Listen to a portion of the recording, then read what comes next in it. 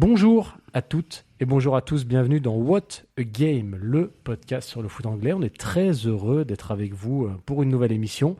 Je suis accompagné, comme toujours, par mon compère, mon comparse, mon complice, c'est Damien évidemment. Comment ça va Damien ? Ça va bien, hein, salut à tous. Bienvenue. On est chaud, on est prêt. Tout à fait. De nouveau. Et ce n'est pas tout. Ce n'est pas tout, puisque nous avons un invité aujourd'hui. Et oui, c'est pas commun et ça fait plaisir. On est très content de le recevoir. C'est la personne qui s'occupe du compte Twitter Scottish Football FR qui relate un petit peu l'actualité du football écossais. Et c'est Loïs. Salut Loïs. Bonjour, bonsoir à toutes et à tous, avec des aides de partout car on fait les liaisons. J'espère que vous allez bien et merci de cette belle invitation pour parler de pas foot anglais. Enfin, un petit peu quand même, mais bon, on dérive un petit peu, on va au nord de la frontière. C'est ça. C'est de la nuance. Exactement, les cousins. Voilà, on va aller voir si on peut les nommer ainsi. Bon, en tout cas, merci à toi d'être avec nous. On est très content de te recevoir. Aujourd'hui, c'est une émission qui est consacrée au club de Glasgow. Vous les connaissez sûrement, le Rangers et les Celtic. Et l'idée n'est pas de parler concrètement de ces clubs, mais plutôt d'une éventuelle, d'une hypothétique. Il y aura beaucoup de conditionnels dans cette émission, on ne va pas vous mentir. Un jour, peut-être, pourquoi pas, une intégration au sein de la Première Ligue. C'est un serpent de mer, quelque chose qui revient, qui ne serait a priori pas d'actualité, en tout cas pas à court moyen terme, mais qui revient régulièrement dans les discussions et on voulait en discuter. Et pour ça, on s'est dit que ce serait sympa d'avoir l'avis de quelqu'un qui suit le football, alors je vais dire outre-Manche, non. Outre, c'est quoi ? Qu'est-ce qui sépare l'Angleterre de l'Écosse ? Comment on pourrait... Il y a la Tyne, parce qu'il y a Newcastle qui est au nord de l'Angleterre, donc on pourrait dire Outre-Tyne, peut-être. Outre-Tyne. Bon, peut-être qu'on vient d'inventer un terme, ça serait sympa.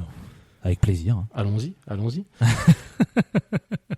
Bon, en tout cas, c'est cool. On va discuter un petit peu de tout ça. Évidemment, de donner un petit peu notre avis là-dessus. Et puis peut-être réfléchir quelles seraient les conséquences, les opportunités économiques, sportives, comment ça pourrait se faire, si un jour ça devait se faire, etc. Enfin bref, il y a plein de choses à dire, je pense, là-dessus. Et en plus, je suis très curieux d'avoir vos avis.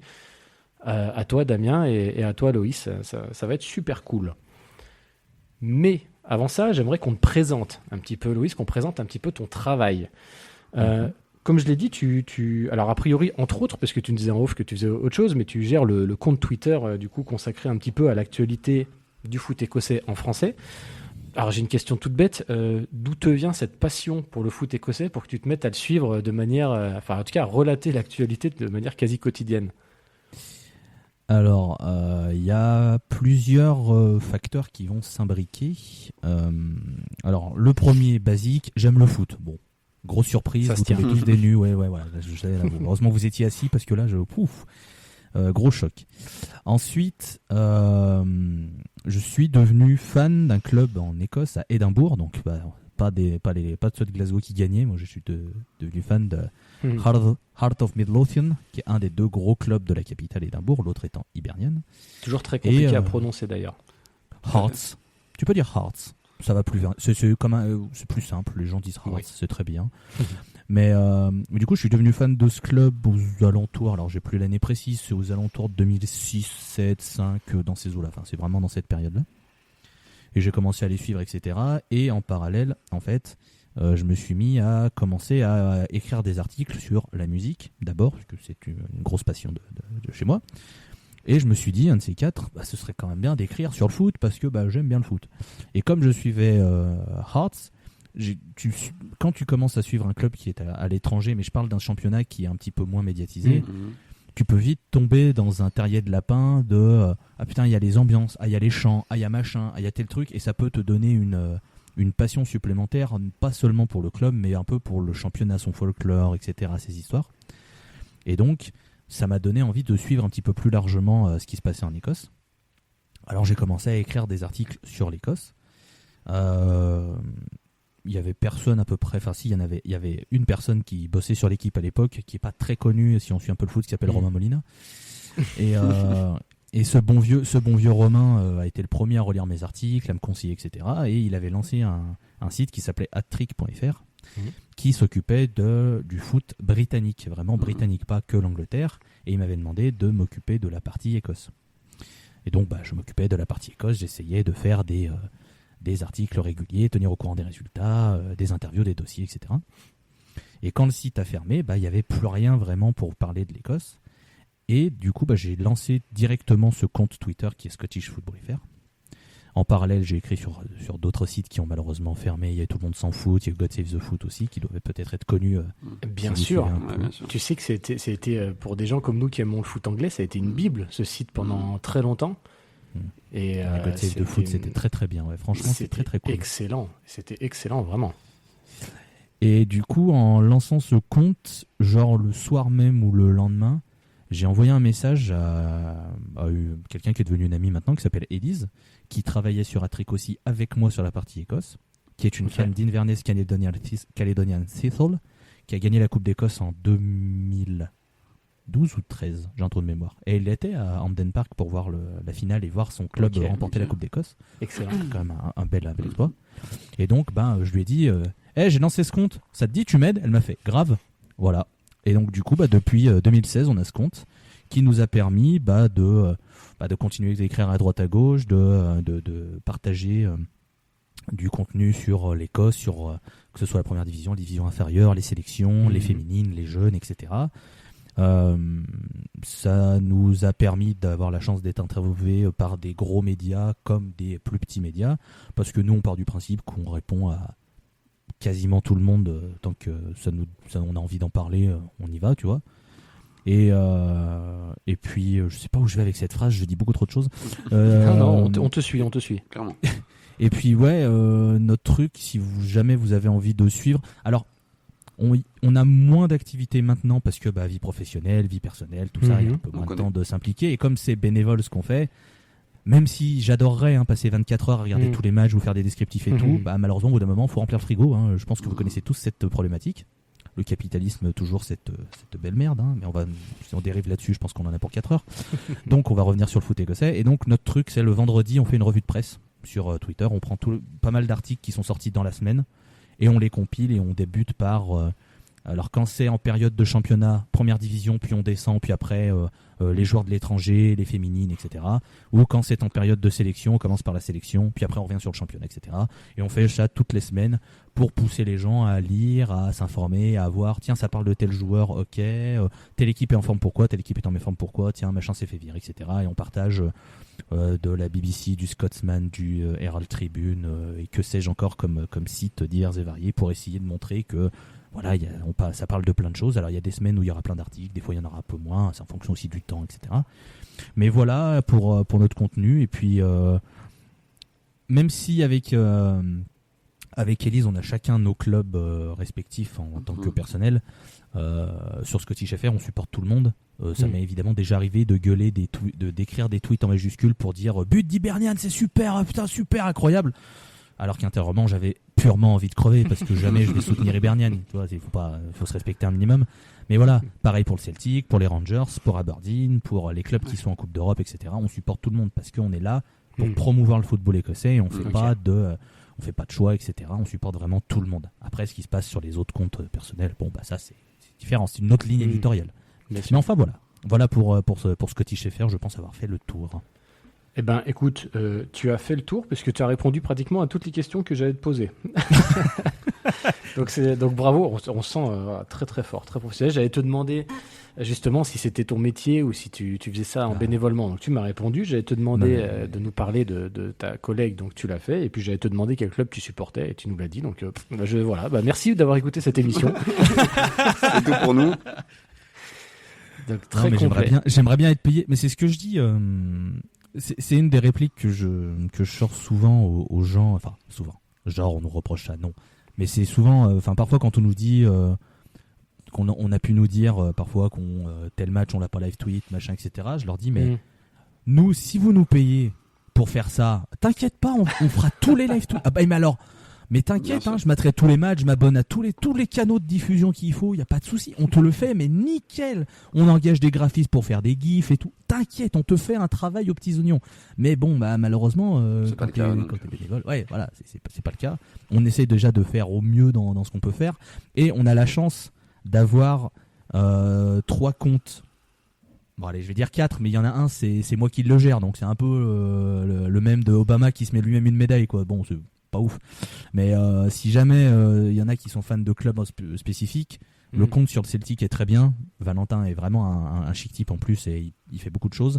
Il y a le compte sur les Rangers aussi, je le connais moins, personne qui gère, mais il fait quand même les choses consciencieusement. Et il y a le compte sur Aberdeen qui me fait crever de rire. Il est complètement débile, mais dans le bon sens du terme. Ouais. Et il participe au fait que c'est cool de suivre Aberdeen. Et si jamais il répond bien, enfin il est rapide et parce qu'il y a eu cette vague à un moment sur Twitter, je sais pas si vous avez vu ça, mais pas mal de gens créaient des comptes de tel club FR, tel club FR, et qui ont tenu un jour, 2 jours, une semaine, machin. Et on a eu ça, nous, en Écosse, des gens qui ont créé des machins, et on les voit venir gros comme une maison. On les voit, on les a vus, les Ross County FR, les Dundee United FR, les Elgin City FR. On a fait, oui, bien sûr, mais prends-nous pour des jambons. Donc, bon, ça veut dire qu'il y a quand même des places à prendre pour des gens qui ont envie de partager leur passion de club, parce que il y a des clubs en Écosse qui ont de très très belles histoires, et je suis même surpris qu'il n'y ait pas des gens qui aient fait Hibernian France, mais de manière sérieuse, parce que il y a des personnalités qui sont passées à Hibernian, dont un certain Franck Sauzet. Bah tout à fait, carrément. Qui est quand même bon, quand même une sacrée sommité. Hein. Il est quand même Franck Sauzet, si vous ne le savez pas, est surnommé le God, et non pas l'objet pour bref, je vais vous faire des seins, mais le dieu quand même. Quand tu te fais surnommer le dieu dans un club, c'est bon, petit impact, on va pas se mentir. Ah bah oui, c'est que t'as quand même fait quelque chose, quoi. C'est clair. C'est pas mal. Bon, c'est pas mal. Mais voilà, quoi, c'est il y a des créneaux à prendre si jamais vous avez envie de parler d'un club en particulier, et nous on est toujours très content de voir que la famille s'agrandit. On n'est pas du tout en mode il vient empiéter sur nos plates-bandes, on va perdre des gens et machin. Nous, plus il y a de monde qui en parle, mais tant mieux, venez, on vous accueille, on est très content, on partage des trucs avec grand plaisir, et on est très heureux d'accueillir le plus de fans de football écossais dans cette grande famille, en espérant qu'elle soit moins problématique que la grande famille du métal. Mais bon, ça... Alors là, on peut moins parler en connaissance de cause, mais... Moi je peux, hein, je reconnais... écouter un peu ces musiques du démon, mais bon, les personnes à l'intérieur sont un petit peu problématiques, mais bon, ça on va peut-être ouais, bah tu sais, c'est le fameux la grande famille, mais non, mais ils sont gentils, c'est des nounours, et en fait c'est des non, c'est bref, bon, on va pas dire là-dessus parce que sinon ça va être bon. Non, après on est là pour discuter. Tu sais que le métal, il y avait à l'époque où on avait Bail de Podcast, qui était notre émission, on avait interviewé un chanteur de métal. Et j'avais été donc on avait mis un peu le nez dedans dans un univers qui est pour nous totalement inconnu. Et j'avais halluciné de la profondeur qu'il y avait au niveau des gens. Genre chaque album était décortiqué. Il y avait des reviews de chaque album. C'était vraiment, même en sein du métal, en fait c'était presque, il nous a raconté ça. Gros big up à notre ami dont j'ai oublié le prénom. C'est moche. Oh là là. Benjamin Ben. Oh là là. Excuse-moi Ben, ça fait très longtemps qu'on ne s'est pas vu. Et en fait, il nous a décortiqué ça de manière très scientifique. Et j'ai halluciné les genres, les sous-genres, etc. Nous, on avait ce cliché, désolé, mais quand tu n'écoutes pas de métal, tu as ce cliché justement des gars qui ont les cheveux longs et qui... tu vois. Et en fait, le gars a passé 1h30 à nous décortiquer le truc, et on s'est rendu compte qu'il y avait un monde caché dans tout ça. Hallucinant. Donc, c'était bien sûr. Très intéressant. Est-ce que tu te souviens du groupe de ce type Ben? Alors, il avait plusieurs groupes. Il y avait Canaan Down, Barous, et un troisième groupe dont je ne me souviens pas. Canaan Down, Barous, et le troisième groupe, c'était... Je pourrais pas t'aider là-dessus. Je l'ai plus en tête, mais c'était pour voir si j'avais pu entendre parler, mais malheureusement, ce n'est pas venu jusqu'à mes oreilles. Peut-être ai-je loupé de très bons groupes. Peut-être. Écoute, voilà, je te donnerai je les retrouverai, je te donnerai les références après l'émission, et puis voilà. Parfait. On est parti sur du métal. On va revenir. ouais. Non, mais en tout cas, pour revenir au compte français, t'as raison, j'ai l'impression qu'il y a une grosse mode, il y a une période, pareil, en NBA aussi, ça s'est beaucoup fait. Là, en termes de foot anglais, il commence à y avoir beaucoup de comptes sur les petits clubs qui n'étaient pas suivis avant. Mais par contre, moi, je trouve ça par contre super cool, parce que pour les gens qui font ça de manière active, c'est super intéressant. Pour des gens comme nous, même si on supporte nous aussi des équipes qui s'intéressent au foot anglais de manière générale, ça te permet d'avoir un point de vue beaucoup plus approfondi sur chaque équipe. C'est super intéressant, quoi. C'est valoriser dans tous les cas le championnat, le championnat que tu veux valoriser. Du coup, c'est quand même vraiment super intéressant, surtout sur des petits clubs qu'on n'a pas forcément, comme tu disais tout à l'heure, les moyens de suivre tout le temps ou de regarder. Donc du coup, forcément, quand il y en a qui le font à fond, c'est super intéressant. C'est clair. En tout cas, aujourd'hui, on est là pour parler de 2 clubs en particulier. Comme je l'ai dit en début d'émission, il y a un serpent de mer, sans faire de mauvais jeu de mots avec le monstre du Loch Ness, qui revient régulièrement. C'est-à-dire, c'est une intégration potentielle un jour des clubs de Glasgow en Première Ligue. C'est un sujet, voilà, si vous regardez un peu sur Internet, il y a des articles, mais pratiquement, il y a des articles dans les années 2000, 2010. Là, récemment, c'est en 2021, quand ils ont parlé de leur réforme de la potentielle de la Première Ligue, dont ils ont révoqué ce sujet. C'est un sujet qui revient sur la table pour plein de raisons, parce qu'on sait que, par exemple, pour la Première Ligue, c'est quand même des clubs historiques, qui ont des communautés de fans, notamment le Celtic à travers le monde, invraisemblables, donc qui pourraient apporter ça à la Première Ligue, qui est une ligue, on le sait, un peu toujours en développement. Il y a toujours aussi cette question, et je pense qu'on en parlera avec toi, du coup, qui supporte une autre équipe, de la compétitivité au sein du football écossais. Et ce qui fait que cette question, cette discussion revient souvent, régulièrement en tout cas, même si elle n'a jamais accouché de choses très sérieuses. Les gars, je vous pose déjà une première question, et puis après, comme ça, on va commencer à débriefer un petit peu là-dessus. Mais Damien, toi qui suis le foot anglais, et Loïs, toi qui suis le foot écossais, là, tout de suite, quand je vous parle de ce sujet, c'est quoi, qu'est-ce que ça vous évoque ? Quelle est la première chose qui vous fait réagir quand vous entendez un petit peu ça ? Ces rumeurs, ou en tout cas ce projet. Loïs. Ah bah, je tendais la main pour que Damien prenne la main. Mais je t'en prie. Vous êtes bien urbain. Moi, quand j'entends cette rumeur, j'en ai pas grand-chose à faire, dans le sens où, comme tu l'as dit en ouverture, c'est un serpent de mer, et je pense que ça n'arrivera jamais. Ok. Et, à mon sens, la fenêtre pour laquelle ça aurait pu arriver est passée depuis longtemps. Okay. Maintenant, si tu veux, les clubs sont trop implantés dans le championnat d'Écosse pour que ce changement se fasse. Et à mon sens, le Celtic et les Rangers auraient beaucoup trop à perdre en partant en Angleterre qu'à y gagner. La dernière fenêtre sur laquelle ça aurait pu se faire, alors je suis désolé sur les années, j'ai tendance à mélanger, mais ça doit être autour de 2010, 11, 12, dans ces eaux-là. C'était là où Setanta, qui était le diffuseur de droits télé en Écosse, a coulé complètement, et ça a mis un sbeul pas possible dans les finances des clubs, etc. Et dans ce moment de flottement, peut-être qu'il y aurait pu là avoir une fenêtre en mode oula, le diffuseur se casse la gueule, les clubs, il n'y a rien qui va, machin. C'est bon, nous on en a marre de comment dire, de rester là et de faire notre championnat qu'à deux. Vas-y, il faut qu'on fasse les démarches, on se barre, on en a marre. Là, à mon sens, c'était la dernière fenêtre. Maintenant que le championnat a l'air d'être sain, pérenne, et même si la question des droits télé est toujours un scandale en Écosse, mais ça, voilà.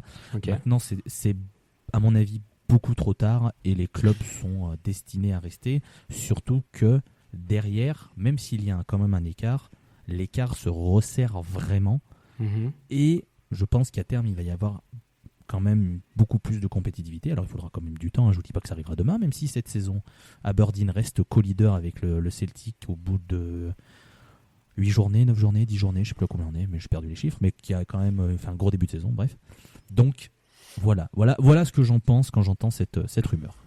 Ok, très bien. Eh ben écoute, merci. Je vais rebondir sur 2-3 trucs, mais Damien, toi du coup, qu'est-ce que t'en penses ? Je suis assez d'accord avec toi, Loïs, en vrai, sur le fait que moi, très honnêtement, j'aurais été pour, parce que je trouve que dans un sens, il y a un manque de... Enfin, c'est en train de changer, mais il y avait un manque de compétitivité, et je pense que ça aurait été bénéfique il y a quelques années. Maintenant, je pense que c'est passé, et je pense que maintenant, la culture anglaise, dans un sens, n'ouvre pas la porte à d'autres clubs. Je pense que, très honnêtement, tout le monde en première ligue est calé, première, deuxième, je veux dire troisième division limite. Tout le monde est calé sur ça, sur les équipes qui sont habituées à monter, descendre, ou on a quelques surprises chaque année, mais le fait que 2 équipes comme le Celtic ou le Glasgow arrivent, à mon avis, ça aurait perturbé énormément de choses dans les habitudes du championnat anglais. Et je pense que, comme tu l'as dit, très bien dit d'ailleurs, il y a quelques années, ça aurait été possible. Maintenant, à mon avis, c'est déjà trop acté. Tout le monde est trop habitué. Je pense pas que ce soit possible et réalisable. Après, voilà, encore une fois... J'aurais été pour dans un sens sur un certain. Oui, c'est normal. Il y a un enfant qui vient de passer derrière nous. Ouais, quand tu le disais, on est tous. Qu'est-ce qui se passe? On va voir maman. Oh. Voilà, So cute. Voilà, ce sera évidemment pas du tout coupé au montage parce que voilà. So cute, mais. Voilà. L'enfant, on le voit pas, donc ça va. C'est ça, exactement. Ah bah oui, on fait ça, on fait avec les moyens du bord. Exactement. Alors, du coup, je vais faire exprès de vous relancer un petit peu. À l'heure où on a de plus en plus de projets type Super League, où on sent que la structure, l'ossature des championnats peut justement évoluer, vous pensez que c'est complètement impossible que un jour, je sais pas, la Première Ligue s'ouvre, d'ailleurs au championnat écossais, mais voire peut-être même à d'autres, quoi, parce qu'on sait que la Première Ligue, je sais pas, je vais pas dire que c'est une ligue fermée parce qu'il y a ce système de montée-descente, mais on sait que c'est un fonctionnement différent par rapport aux championnats des autres pays. On sait, tu te rappelles, on avait discuté, elle est constituée juridiquement de manière différente. Tout à fait. Et vous pensez qu'aujourd'hui c'est pas possible, les gars, à l'heure où voilà, on a des projets de Super League, on a parlé aussi de Ligue Atlantique, on voit en basket par exemple, on a les ligues des Balkans, des choses comme ça. Ce rapprochement pour vous, aujourd'hui, il est vraiment impossible, quoi. Bah, si tu veux, pour moi, quand je regarde du point de vue vraiment des clubs écossais, si je prends le cas de figure où le Celtic et les Rangers se disent bon, l'Écosse c'est sympa, on va faire comme Swansea et Cardiff et puis on va prendre nos pénates et on va aller en Angleterre. En fait, à mon sens, ils vont perdre énormément d'attractivité dans le sens où tu vas te perdre en troisième. Imaginons ils partent de la 3e division par exemple. Quel intérêt aurait un mec qui choisirait le Celtic ou les Rangers par rapport à un autre club qui jouerait la Ligue des Champions par exemple, ou même l'Europa League, puisque là le Celtic et les Rangers sont garantis de jouer Champions League, Europa League chaque année, ouais. Tu vois, chaque année ça reste quand même des compétitions qui font que les joueurs ont envie de se montrer, parce qu'ils savent que en se montrant au Celtic et aux Rangers, si tu fais un bon parcours, ça peut être derrière des tremplins pour aller plus haut. L'exemple, le dernier en date, reste Matt O'Reilly, qui, le pauvre, s'est pété au bout de 5 minutes à Brighton, mais qui fait des saisons formidables avec le Celtic, qui a grandi au Celtic et qui a profité justement des matchs européens, etc., du Celtic pour se montrer, grandir et ensuite décrocher le transfert qu'il méritait. Là où je pense que le Celtic et les Rangers, en partant en Angleterre, ils deviendraient un énième club, si tu veux, de 3e ou 2e division, qui a certes son histoire. Je veux dire, en Championship, en Ligue 1, il y a des clubs qui ont une très très belle histoire, un support vraiment exceptionnel, etc. Mais il y aurait plus ce truc qui fait qu'ils sortent du lot. Et c'est à mon sens ce qui perdrait, tu vois. Même si tu peux me sortir à raison le côté financier, puisque l'Angleterre reste une énorme manne financière sur les droits télé, etc. Ça, c'est bien évidemment non négligeable. Mais je pense que ce que récupèrent les clubs écossais en Europe leur permet de garder ce côté attractif qu'ils pourraient perdre du côté en partant en Angleterre. Donc c'est pour ça que j'ai du mal à le voir, même si tu imaginais une Super League, on va dire une Super League britannique. Mais si on prend par exemple sur la Super League britannique, ce serait légitimement l'Angleterre Celtic Rangers, puisque les clubs gallois qui sont au Pays de Galles sont à un niveau abyssal, sans être méchant, et les clubs nord-irlandais, c'est très compliqué aussi, et ils n'auraient pas le niveau pour lutter avec le haut de tableau anglais, et ça n'aurait pas spécialement de sens de les regrouper. Donc voilà, c'est pour ça que pour revenir, j'ai du mal à voir tout ça arriver. Vas-y. Moi, si je devais répondre, pour moi, les Anglais restent sur leur championnat. La Première Ligue, ils ne regardent pas ailleurs, ils ne regardent jamais rien. Non. La Scottish reste quand même, je pense, l'antichambre, un petit peu, de la Première Ligue ou de la seconde division anglaise. Évidemment, il y a plein de joueurs qui en sortent, il y a plein de coachs qui en sortent. Je suis bien placé pour le savoir, hein, évidemment. Moi qui supporte Tottenham, du coup, Ange Postecoglou vient directement du Celtics. Et voilà, ils regardent un petit peu, mais très honnêtement, je pense que même la Première Ligue, ça ne les intéresse pas. Ils sont très centrés sur ce qu'ils font, sur leur championnat, leur histoire. Très honnêtement, je pense que le reste, ça les intéresse pas. Bah écoutez, bon, moi je me fais un peu l'avocat du diable, hein, du coup, parce que comme je sens que vous avez une opinion assez arrêtée là-dessus, je fais exprès de vous relancer du coup mais vous avez soulevé un point important, c'est que si un jour, donc voilà, la question devait être étudiée, ça veut dire que comment l'intégration se ferait, il serait obligé de prendre la place de quelqu'un. On est d'accord. Et je suis d'accord avec toi, j'imagine pas demain le Celtic ou les Rangers aller s'embourber en 3e division anglaise. On connaît la difficulté des championnats inférieurs, qui sont des championnats à 24 équipes, des saisons hyper longues. C'est pas dit que même si les gars ils y allaient, c'est pas dit que dans 3 ans ils sont en première ligue. Bien au contraire, ça peut durer 15 ans et voilà. Maintenant, si on se met par exemple à la place des décideurs de la première, alors peut-être pas les décideurs de la première ligue en soi, qui sont les clubs et qui se verraient peut-être d'un mauvais œil l'arrivée de ces équipes-là. Mais plus généralement, quand on voit l'attraction que pourraient représenter ces clubs-là en termes d'historique, je veux dire, je suis désolé, c'est quand même plus sexy aujourd'hui peut-être dans la première ligue d'avoir le Celtic et les Rangers que sans manquer de respect à Bournemouth et Southampton par exemple. Oui, ou Ipswich ou... Exactement. Donc est-ce que je sais pas, il pourrait pas avoir une dérogation, tu vois? Parce qu'on est d'accord que si un jour quand ce projet vient sur la table en 2021 ou quand il revient sur la table dans les années 2010, on ne parle pas forcément d'une intégration dans les divisions inférieures, j'imagine. Bah, ça parlait d'intégrer les deux en Angleterre, mais je crois pas que c'était vraiment une intégration Première Ligue directe. Okay. Alors, ils n'allaient pas les faire partir de Vanarama Conference League, bien sûr, on s'entend. Mais je crois pas que c'était de l'effet pour les faire partir en Première Ligue directement.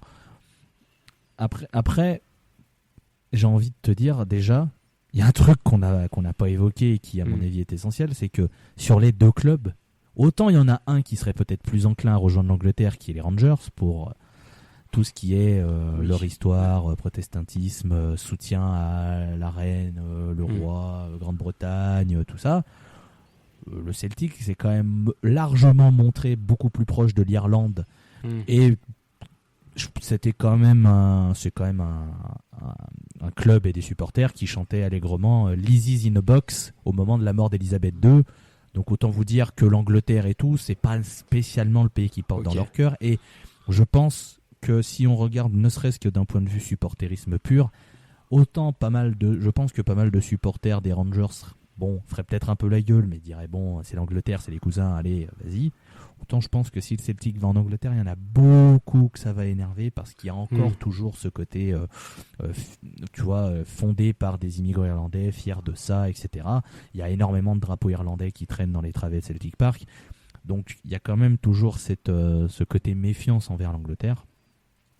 Donc, voilà. Je pense que le Celtic, c'est mort à tout jamais. Sinon, je pense qu'il renie beaucoup de choses. Les Rangers, c'est voir. Mais il y a aussi quelque chose à prendre en compte qui est un peu plus large, c'est que l'Écosse déteste l'Angleterre.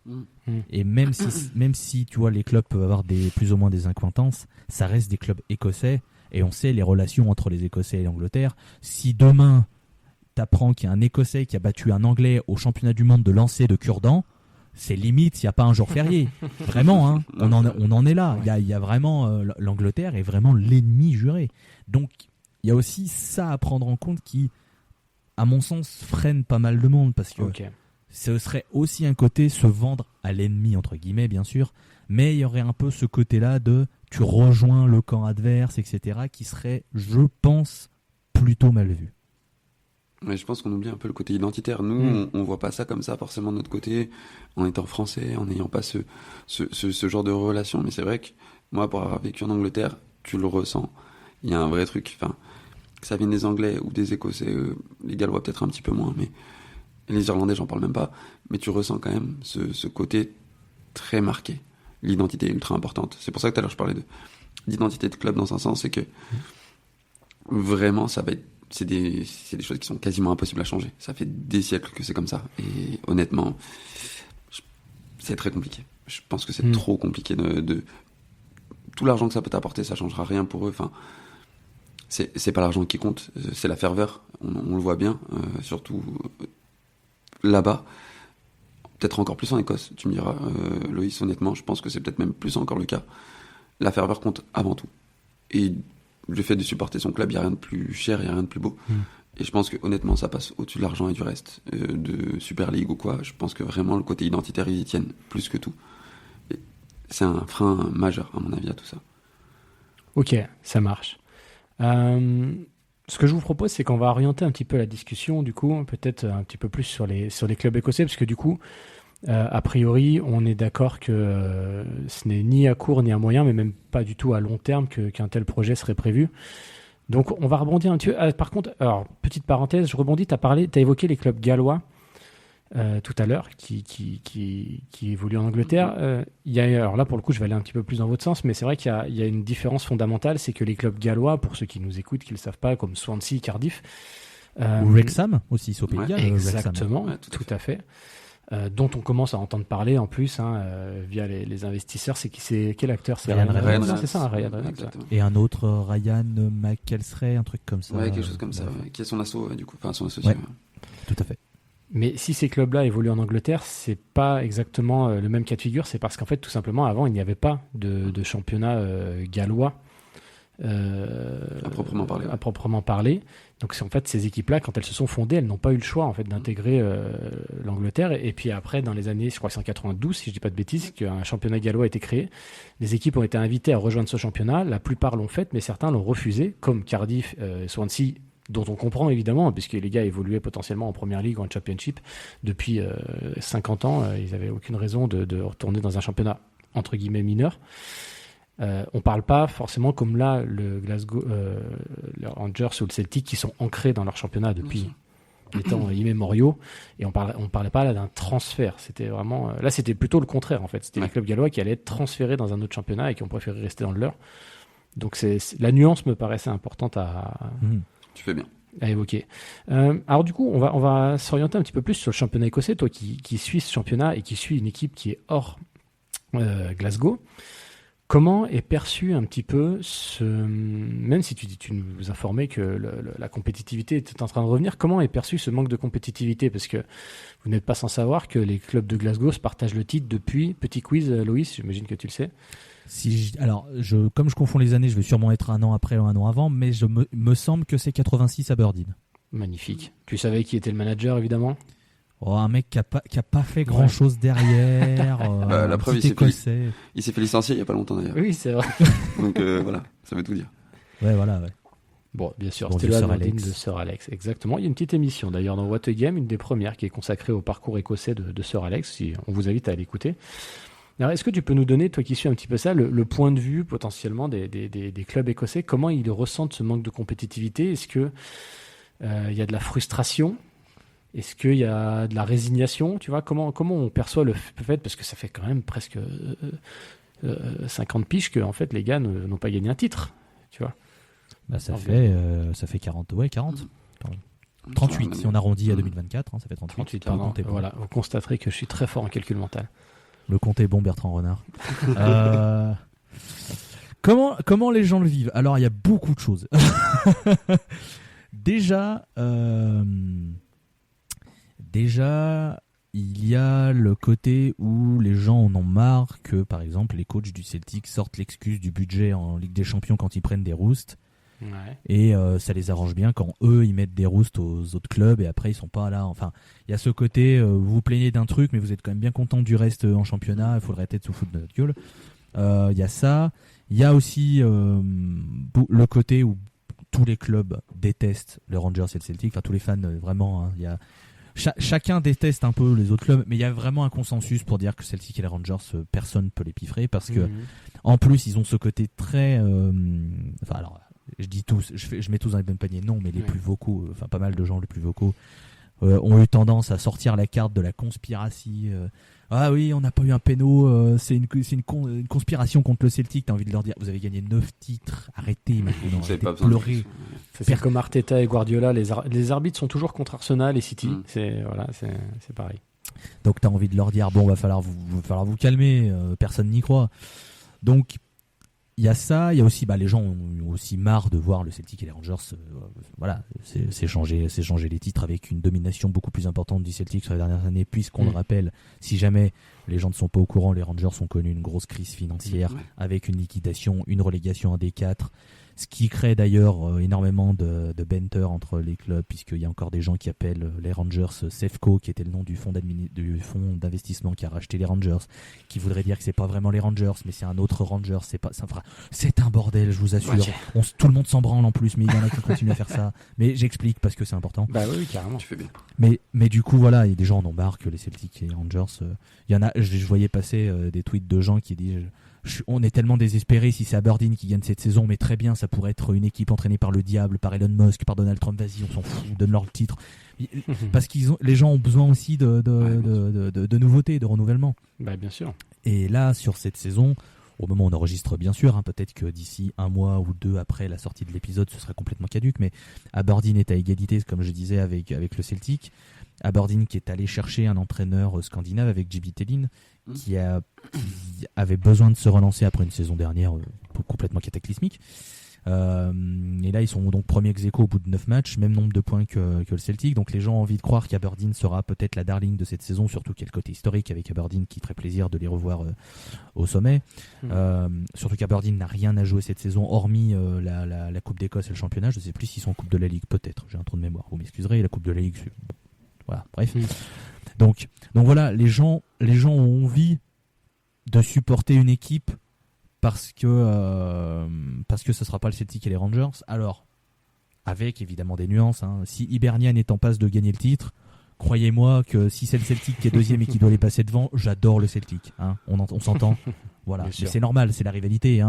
Évidemment. C'est comme Damien est fan de Tottenham. Si Manchester City peut prendre le titre à Arsenal, Citizen depuis le début, bien sûr. J'ai toujours adoré City. Voilà. Ouais. Quand l'année dernière Son rate son face à face, j'ai dit mais évidemment tu le rates ton face à face. Évidemment tu la mets à côté. Son, super, bravo, j'adore ce que tu fais. Moi je me suis levé, je me suis dit et tout le monde dit mais pourquoi il a pas marqué? Je dis mais justement, bien joué. Vous n'avez pas compris. C'est ça, toute la nuance. Mais oui, bien sûr. Donc oui, évidemment que les gens en ont marre de la suprématie, mais ça c'est dans, je veux dire, en France quand il y a un club qui est pas le PSG qui est champion, les gens sont en mode. Exactement. Tu vois. Comme en Allemagne, là il y a eu Leverkusen, alors on peut parler toujours de Leverkusen, mais les gens étaient en mode, oh c'est pas le Bayern, voilà, il y a toujours ce côté en mode, quelqu'un d'autre. Et en Écosse, ça fait donc depuis 86 qu'on attend ça, c'est un peu long. Je vais pas vous mentir. Je suis désolé de couper, mais j'allais vous dire, c'est toujours grâce à un joueur de Tottenham. Encore une fois, en Allemagne, si ça s'est fait, c'est parce que Kane est parti. Il y a toujours un joueur de Tottenham qui vient pour faire gagner un titre pour une équipe, un peu underdog. Incroyable. D'aucuns diraient que c'est aussi un joueur d'Arsenal qui a fait gagner Leverkusen si on veut aller dans la rivalité. Mais est-ce qu'on va vraiment Granit, Attends, oui, c'est vrai. Il fait la fesse sa saison. C'est vrai. C'est clair. Alors, Harry Kane était quand même un incroyable chat noir, quoi. Je veux dire, le gars débarque au Bayern qui défonce tout depuis 10 ans et il trouve le moyen de ne même pas ramener une coupe. C'est extraordinaire. J'aurais aimé dans les vestiaires entre Kingsley Coman et lui. Kingsley Coman qui a gagné le titre à chaque fois où il est passé. Dans tous les clubs où il est passé depuis 13 ans, je crois. Et d'un coup, il a dû le dire, mais gros, qu'est-ce que tu nous as fait? Alors, les Two Lions, c'est pas pour demain, du coup. Vous inquiétez pas. Malgré tout. Formidable joueur, quand même, je tiens à le rappeler. Bien sûr, et magnifique joueur. Débloqué un jour. Faut jamais dire jamais. Jamais. Pourquoi pas? Sur la fin de carrière, dans un petit club de seconde division. Pourquoi pas Tottenham? Non, n'exagérons rien. Et alors, du coup, j'aimerais. Est-ce que tu sais, parce que est-ce que tu as le point de vue aussi des deux géants de Glasgow? Dans le sens où gagner des titres, d'accord, c'est bien, mais est-ce que eux, par rapport à eux, il n'y a pas une certaine lassitude à se partager, à dominer leur championnat depuis 40 ans comme ils le font? Est-ce que tu penses que ça, c'est pas quelque chose qui pourrait un jour... Je pense qu'il y avait une lassitude, excuse-moi. Je pense qu'il y avait une lassitude au moment où les Rangers n'étaient pas au top, parce que le Celtic était vraiment tout seul, et le Celtic pouvait se permettre d'être vraiment médiocre et quand même gagner. Et là, les gens en ont eu marre. Ouais. Là, il y a vraiment une lassitude en mode, le Celtic est encore champion alors qu'ils sont nuls. Vraiment, il y a des saisons où je pense que les fans du Celtic seront d'accord pour dire que c'était vraiment pas bien et pourtant tu finis champion. Là maintenant, ils savent que faut pas non plus laisser une marge d'erreur trop grande parce que tu peux te perdre le titre. C'est ce qui leur est arrivé la saison où ils ils perdent donc le titre face aux Rangers du nouveau génie anglais, Steven Gerrard, hein, bien sûr, le renouveau hein, de l'entraîneuria anglais, bien sûr. Hein. Nouvel entraîneur de Liverpool, hein, vous n'êtes pas prêts. Eh ben, bon courage si ça arrive. Attention, supporter de Liverpool pour ma part. Ouais, mon grand frère est fan de Liverpool. Non, mais Steven Gerrard, bien sûr, idolâtré légende, en tant que joueur, mais non, en tant qu'entraîneur. Il y en a beaucoup des légendes comme ça. Hein. On peut en citer quelques-unes quand même. Ça se saurait. Si les grands joueurs faisaient les grands entraîneurs, ça se saurait. Pardon, excuse-nous, hein, t'as coupé. Mais oui, du coup, je pense que le Celtic sait qu'il faut éviter de se perdre sur des mercatos, des choix d'entraîneurs, etc. Parce que il y a quelque chose qu'ils auraient pu ou dû faire et qu'ils n'ont pas fait, qu'aucun club n'a fait, c'est le fameux 10 à la suite ou 10 in a row. Et donc, tu as quand même si tu as une lassitude de gagner, tu as peut-être au fond de ton crâne ce côté, on sera les premiers à en gagner 10 de suite. Ce qui est quand même, bon, c'est un certain nombre. C'est sûr que ça fait pas rêver quand tu es extérieur à tout ça et que tu te dis... Un peu, c'est ça. Je suis d'accord. On se dit, on en est là, quoi. Je veux dire, pour se motiver, c'est ça, quoi. Il faut aller chercher les 10 à la suite, quoi. Mais, du coup, ça force les clubs à toujours être au top. Et c'est très drôle, parce qu'il y a vraiment deux visions dans les clubs de Glasgow, on peut le voir cette année. C'est que tu as un Celtic où les supporters sont vraiment à genoux, en mode « mais dépensez votre argent, s'il vous plaît !» Parce que c'est un club qui est très bien géré, qui a fait de très bonnes ventes, mais qui réinvestit relativement peu. Ce qui fait que les supporters ont cette frustration de se dire « on pourrait peut-être aller chercher des joueurs qui nous feraient passer un cap en Europe et redevenir vraiment une équipe en Europe qui compte », parce qu'il y a aussi cet objectif-là. Je pense que le Celtic n'a jamais été autant fan de Francfort qu'il y a 3-4 saisons quand les Rangers sont en finale d'Europa League. Hein. Là, je peux te dire que le quartier de Glasgow et à Celtic Park, ça parlait allemand, laisse-moi te dire. Duolingo, ça marchait fort. Hein. Waouh. Mais c'est normal. Et je pense qu'ils ont eu très peur. Ils ont eu très très peur que les Rangers deviennent le premier club écossais à regagner en Europe et pas eux. Alors que le Celtic a quand même eu cette période de domination en Écosse très forte. Et donc il y a toujours à un moment des trucs qui font que ça va se challenger, ça va machin, ça s'alimente. Et derrière, tu as les clubs qui sont en mode, on a quand même bien envie d'aller les taquiner un peu, on en a marre d'être dans l'ombre. Et ça commence à voir un peu plus loin, à sortir un peu du lot. Et il y a aussi une arrivée d'investisseurs venus de tel endroit. Alors, le truc négatif, c'est qu'on a des clubs écossais qui rejoignent le fabuleux monde des multipropriétés. Qu'est-ce qu'on adore. Ça. Avec notamment Hibernian qui fait partie de la grande famille d'un certain Bill Foley. Hein. On parlait de Bournemouth tout à l'heure. Voilà, Bill Foley, Lorient, Bournemouth, Hibernian est aussi dedans. Et il y a un autre club, je crois. Je ne sais plus. Aberdeen, il y avait des trucs avec Atlanta United à l'époque. Donc il y a ça et il y a d'autres clubs qui sont aussi dans des pourparlers, etc. Je sais que Hearts est en pourparlers pour avoir un investisseur mineur, mais du coup ce serait, pour rester avec l'Angleterre ça tombe bien, ce serait monsieur Tony Bloom qui gère Brighton Hove Albion, qui devrait investir à hauteur de 10 millions d'euros pour avoir un pourcentage minoritaire, une part minoritaire dans le club et permettre à Hearts d'utiliser la data qui a très bien servi à Brighton et à l'Union Saint-Gilloise. Et on va pas se mentir que les supporters sont très impatients que ce soit officiel, parce que comme quand tu vois le succès qu'a eu l'Union Saint-Gilloise en Belgique et Brighton qui fonctionne très très bien, tu te dis que ça peut permettre à Hearts de passer un certain cap et de se rapprocher vraiment du top. Donc il y a quand même des choses qui se font pour essayer de faire grandir les clubs écossais, mais comme Rome ne s'est pas construite en un jour, ça prendra un tout petit peu de temps. Mais je sais même pas si je réponds à ta question de départ. Je parle, c'est terrible, mais c'est super intéressant. Enfin, je ne me rappelle plus quelle était la question de départ. La preuve, donc c'est que c'est mon signe. Franchement, je bois les paroles, mais j'avais juste une petite question, une petite question pour en revenir un petit peu à ça, sans forcément y revenir, mais en termes de recrutement, on le voit très souvent. En tout cas du côté du Celtics et de Glasgow, parce que c'est, en tout cas pour moi, les plus visibles. Toujours des recrutements ultra très intéressants. Des joueurs qui après, en première ligue, brillent, ou même dans le championnat de France, ou alors des joueurs qui sont passés par le championnat de France qui ensuite vont en Écosse et brillent.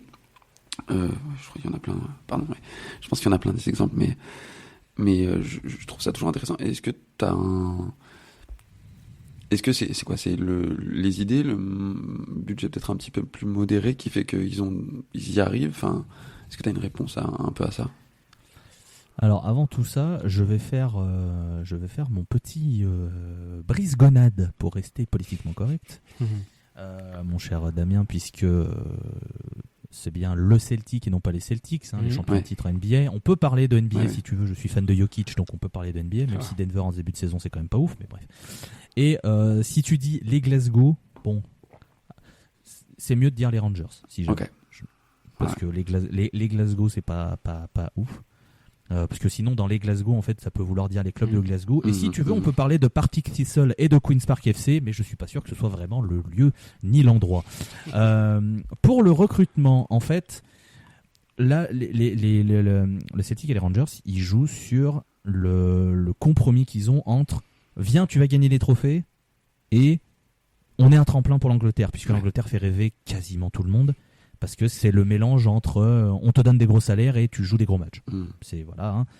Et donc le Celtic et les Rangers, quand les gens y vont, ils savent que ils ont une bonne chance s'ils font de bonnes choses que des clubs anglais viennent frapper à la porte, même des clubs de Championship, parce que tu as quand même un meilleur salaire, etc. Donc il y a ce côté attractivité qui joue. Ensuite, en effet, les budgets sont moins importants que certains clubs, donc tu es obligé de te creuser la tête et de tenter des coups. Donc soit c'est récupéré, par exemple. Il y a beaucoup de joueurs qui sont libérés de centres de formation justement de clubs anglais qui vont performer en Écosse et qui après font de très belles carrières. Un exemple récent que j'ai en tête, Glenn Kamara par exemple, qui était dans les équipes de jeunes d'Arsenal, qui va au Dundee FC, qui signe pour 50 000 livres aux Rangers et qui après part à Leeds et puis là qui maintenant est à Rennes. Il y en a d'autres. Il y a Matt O'Reilly que le Celtic. Alors c'est pas un ancien centre de formation, mais ils vont le chercher dans un MK Dons si je dis pas de bêtises. Donc, 3e division quand même, et ils arrivent à le faire progresser, et c'est le cas dans pas mal de clubs. Là par exemple le Dundee FC, ils sont allés chercher Billy Koutmetio, je sais plus, Koumetio peut-être, le français qui était à Liverpool. Et ça l'Écosse c'est le vivier principal, parce que ça permet de recruter pour pas trop cher, puisque c'est souvent des joueurs qui sont libérés de leur contrat, c'est des joueurs qui sont pas loin géographiquement, et donc ça et il y a ce côté en première division, je fais une grosse saison, peut-être que je peux signer à Salford, à Shrewsbury Town, à Northampton. Et peut-être que derrière, en signant à Northampton, peut-être que je peux derrière aller à Bristol City, à Millwall, à Plymouth, QPR, bref, ce cycle, etc. Donc il y a ça. Et puis, récemment, il faut quand même le signaler, Ange Postecoglou a permis de réouvrir les frontières du recrutement aussi. Parce qu'il est arrivé, il a dit les gars, je viens du Japon, je connais très bien, on va signer lui, vous allez voir, ils sont géniaux. Et tout le monde a fait, mais c'est qui eux, pourquoi le Japon? Et en fait, au bout de 3 matchs, tout le monde a fait ah pardon, excusez-moi, on n'était pas familier avec ton jeu, comme dirait Shaquille O'Neal. Et voilà, Deison Maeda, Reo Atate, Kyogo Furuhashi. Voilà, ça a très bien marché. Alors, pas tous les recrutements n'ont marché évidemment, mais les autres clubs derrière ont essayé de suivre. Il y a une grosse filière qui vient de l'Australie aussi. Il y a de gros liens entre l'Australie et l'Écosse. Et ça fait quand même depuis des années, mais ça s'est relancé il y a peu. Il y a aussi l'Amérique du Sud. Amérique centrale, Amérique du Sud. Plus Amérique centrale du coup. Puisqu'il y a eu Dundee FC qui avait amené pas mal de Mexicains. Il y a des joueurs costariciens qui débarquent. Parce que ce sont des joueurs qui ont forcément une valeur marchande moindre. Donc tu tentes le truc. Et tu te dis que si tu arrives à amener ces joueurs à un certain niveau, derrière, tu peux réussir à le vendre à une certaine valeur. C'est le fameux cercle vertueux de l'argent du football, je ne vous apprends rien. Mais donc voilà, ils sont obligés d'aller forcément trouver des coups. Et tous les clubs n'ont pas la manne financière du Celtic pour aller chercher Arne Engels. Et ça, d'ailleurs, Arne Engels, dans un an ou deux, s'il n'est pas dans un club de PL, c'est que malheureusement, il s'est fait les croiser ou quelque chose, parce que c'est très très fort. C'est très très fort, vraiment. C'est très très fort. Mais alors du coup, est-ce que c'est finalement le bon modèle pour alors je parle surtout pour les gros clubs comme les Rangers ou le Celtic, d'être finalement considérés comme un club tremplin s'ils veulent un jour retrouver les sommets d'Europe, tu vois? Est-ce que j'ai envie de te dire, quand tu vois par exemple l'Olympiakos qui va gagner la Conference League, je pense que l'Olympiakos reste un club tremplin dans le sens où ça reste un club fort du championnat grec, mais le championnat grec est vu comme un championnat, et je le dis sans aucune méchanceté, c'est un championnat inférieur par rapport au top 5, sous-entendu. Beaucoup de respect pour le championnat grec, c'est pas du tout pour le dénigrer, l'Écosse est au même niveau à peu près, etc. Donc, en fait, je pense que c'est juste être conscient de ce que tu es. Ça veut pas dire que tu peux pas avoir de l'ambition. Ouais. Parce que finalement, les deux peuvent s'embriquer. Tu peux dire à des joueurs, les gars, si vous êtes bons en Europe, bah derrière, oui, vous allez pouvoir partir dans un Bayern, dans un, je sais pas de quoi, hein, un Bayern, un Roma, un machin, un truc, un bidule, que sais-je, hein, tu vois. Parce que forcément, ça se nourrit. Le niveau fait que tu te montes, les gens font putain, mais ils sont allés en demi-finale d'Europa League, ils jouaient bien et tout. Ah, lui, on l'a repéré, vas-y, machin. Et comme le Celtic est pas un très gros club, c'est un gros club, mais c'est pas un très très gros, le prix sera un peu moindre pour les clubs et du coup c'est donnant-donnant parce que eux, le Celtic, sont allés chercher des joueurs qui jouaient pas au machin et qui se sont révélés. Donc voilà, et peut-être qu'à terme, au bout d'un moment, le Celtic ou les Rangers, attention, hein, j'ai pris le Celtic parce qu'ils réussissent un petit peu mieux récemment, mais les Rangers peuvent très bien retrouver ce niveau. Mais voilà, le Celtic peut-être à terme va réussir à prendre suffisamment d'importance et de poids au niveau des performances en Europe, etc., pour redevenir beaucoup plus solide et beaucoup plus fort et avoir un pouvoir d'attraction qu'ils avaient par exemple dans les années 90-2000. Ok. J'aimerais qu'on évoque, tu as parlé en début d'émission des droits de télé en disant que c'était un bordel. J'ai deux questions par rapport à ça. Est-ce que tu peux nous dire au niveau de la répartition déjà, parce que nous, par exemple, pour donner l'exemple de la Première Ligue, on sait que c'est le championnat qui répartit le plus équitablement les droits télé. Est-ce que c'est le cas en Écosse ou pas du tout ? Et pourquoi tu dis que c'est un bordel ? Est-ce que le fait, notamment, je sais pas, que le championnat repose quand même sur deux grosses têtes d'affiche, est-ce que c'est ça qui est problématique pour vendre en gros le reste des matchs ? Ou est-ce que tu peux nous en dire un peu plus sur ça, sur la façon dont ça fonctionne en Écosse ? Alors sur la répartition, j'ai aucune idée des chiffres parce que c'est pas quelque chose qui m'intéresse foncièrement et que j'ai pas le truc en tête, je sais pas. Après évidemment, plus tu finis haut, plus tu gagnes, enfin c'est la classique hein. À noter d'ailleurs, je me fais une précision par contre parce que ça implique le classement au championnat. J'ai pas expliqué comment marche le championnat, mais il y a une petite nuance qui est importante par rapport aux droits télé. Le championnat fonctionne en deux phases. Il y a 12 clubs. Une première phase où chaque club s'affronte 3 fois pour faire 33 matchs. À la fin de ces 33 matchs, on sépare en deux. Top 6, bottom 6. Et à partir de là, le top 6 ne peut rester que dans le top 6 et le bottom 6 dans le bottom 6. C'est-à-dire que le 7e ne peut pas finir 5e et le 5e ne peut pas finir 8e, par exemple. C'est important parce que une fois que ça s'est coupé en deux, les clubs du top 6 s'affrontent entre eux, ça fait 5 matchs. Et les bottom 6 s'affrontent entre eux, ça fait 5 matchs. Et à la fin, tu as 38 matchs. Et après, je rentre pas dans les détails des playoffs de descente nationale, on s'en fout, c'est pas pour ça. Je fais ce distinguo, enfin, je précise parce que il est arrivé déjà plusieurs fois que l'équipe qui finit 7e au final ait plus de points que l'équipe qui finit 6e, par exemple. Mais elle reste 7e, puisqu'il y a eu cette séparation. Là, les droits télé sont adaptés. Okay. C'est-à-dire que l'équipe qui a le plus de points prend quand même un peu plus d'argent par rapport à celle qui a le moins de points. Okay, là, il y a ce petit détail. Je précise parce que ça a son importance. Après, les droits télé sont pas énormes. Alors, c'est diffusé sur Sky Sports. Sky Sports qui diffuse, je crois, 80 matchs par saison. Ce qui est pas énorme. Hein. Ça fait du 2 à 3 par journée. Et encore, parfois, il y a des matchs qui sont pas diffusés. On se demande pourquoi. Les choix sont complètement abyssaux. C'est affreux, vraiment. Hein. La couverture est pas bonne. À côté, il y a la BBC qui peut diffuser des matchs. La BBC Alba, qui est l'antenne vraiment régionale où ça commente en gaélique. Mais ça, c'est plus pour les matchs de deuxième division, par exemple, ou des matchs de Coupe d'Écosse. Il y a Premier Sport qui est arrivé et qui diffuse les coupes nationales. Mais c'est éclaté. Mais tous les matchs ne sont pas diffusés, ce qui fait que... Bon, voilà. Et principalement, on va pas se mentir que quand tu es fan de Ross County, tu vas vraiment avoir très peu de matchs diffusés à la télé, sauf quand tu joues le Celtic ou les Rangers. Et c'est bien dommage, parce que tu devrais pouvoir montrer beaucoup plus de Ross County Motherwell afin de proposer la couverture au global de l'Écosse, plutôt que de se concentrer que sur Celtic et Rangers. Mais du coup, là où je disais que c'était un bordel, c'est parce que la couverture est pas bonne. Et pour beaucoup de monde, pour mater les matchs de ton équipe, c'est soit tu vas au stade. Alors l'Écosse fait partie des meilleurs pays en termes de population qui va au stade, si je dis pas de bêtises. Mais sinon, tu dois t'abonner à la chaîne du club, Chaque club a sa chaîne de télé. Alors après, c'est pas de la chaîne en continu comme on peut voir à la télé, hein, c'est juste diffusion d'interviews, de machin, les matchs. Et il faut savoir que quand tu vis en Grande-Bretagne, les matchs ils sont diffusés à la radio.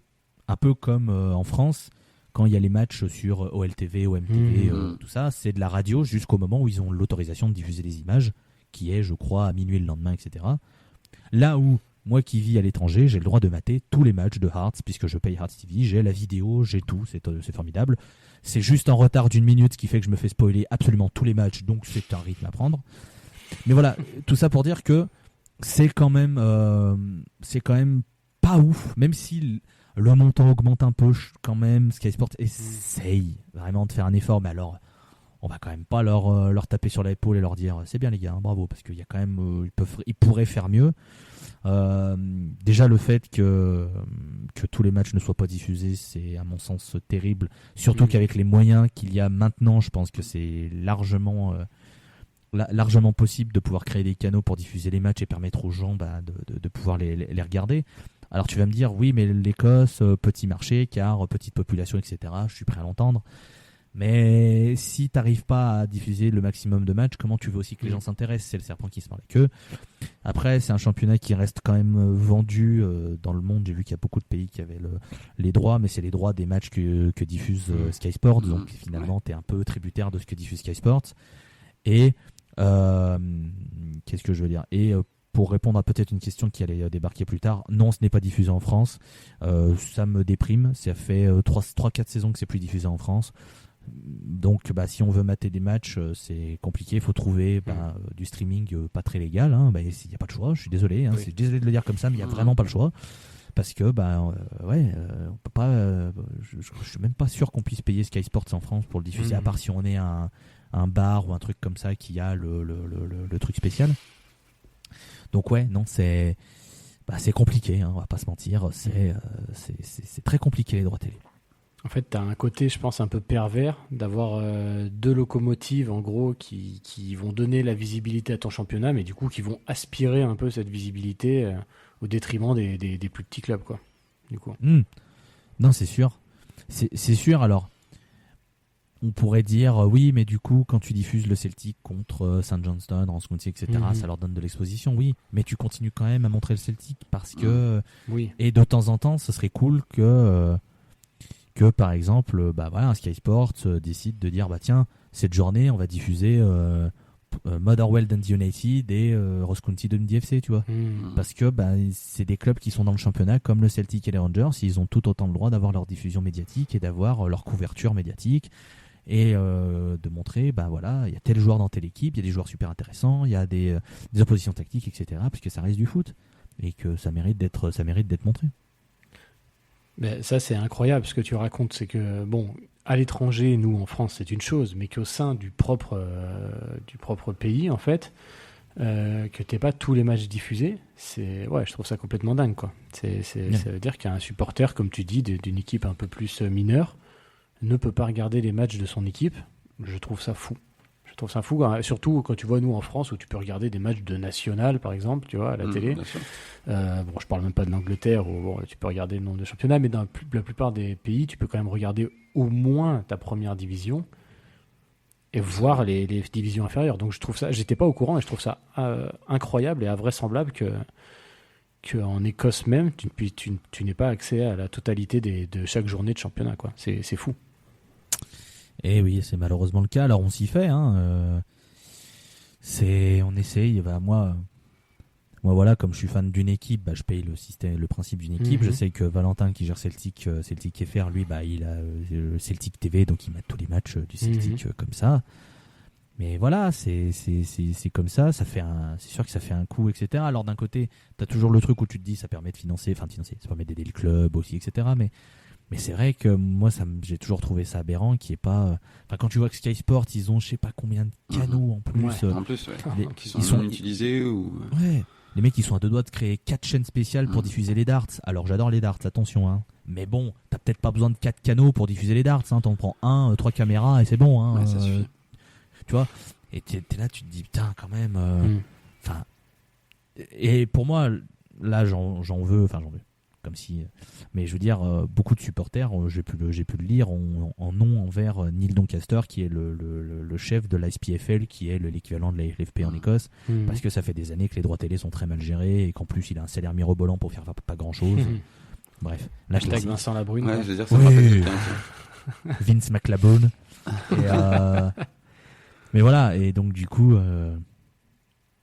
forcément, oui, ça, c'est triste, c'est triste, parce qu'en plus, si j'ai envie de parler d'un point de vue purement Scottish Football France, bah nous aussi, on aimerait bien avoir les matchs beaucoup plus facilement regardables, parce que bah ça nous permettrait aussi de connaître beaucoup mieux aussi le championnat. C'est aussi un attrait pour les autres, tu vois. Comment tu peux espérer séduire un public à l'étranger si le public à l'étranger n'a pas la chance de pouvoir voir un maximum de choses, tu vois. Alors, la chaîne YouTube de la SPFL met des résumés de matchs de chaque match le soir de la rencontre à minuit. Donc, ça te permet quand même d'avoir des résumés, etc. Mais ils sont pas commentés, t'as que le bruit des stades. Donc, si t'arrives et c'est qui, c'est quel joueur, c'est machin, tu ne sais rien, tu vois. Il y a un côté où il manque quelque chose pour que ce soit pleinement exploité, et c'est dommage parce qu'il y a des super choses en Écosse qui pourraient être exploitées. Et vas-y Damien. Non, je disais c'est dommage de pas avoir l'expérience complète quand tu vois, enfin à l'heure d'aujourd'hui où tout est commenté, tout est disséqué, on fait attention à tous les détails. C'est vrai que je trouve ça un peu douloureux, ouais, un peu dommage. C'est tout. Et comment remédier à ça alors? Comment est-ce que ça passerait par la compétitivité, tu vois, des clubs qui arriveraient à élever un petit peu leur niveau, ou comment faire pour donner plus d'attractivité ou plus de visibilité au championnat? Je pense que c'est un serpent qui se mord la queue, dans le sens où si le championnat est attractif, il peut attirer plus de monde. S'il attire plus de monde, peut-être que ça paiera plus. Enfin, tu vois, c'est forcément un truc comme ça. Après, moi, j'étais assez partisan de quelque chose. Alors, ça n'a pas encore tellement pris, mais moi, j'aurais aimé que l'Écosse fasse partie, entre guillemets, des précurseurs de ça. J'avais écrit d'ailleurs un truc à l'époque, justement, sur le côté des droits télé, le problème qu'il y avait.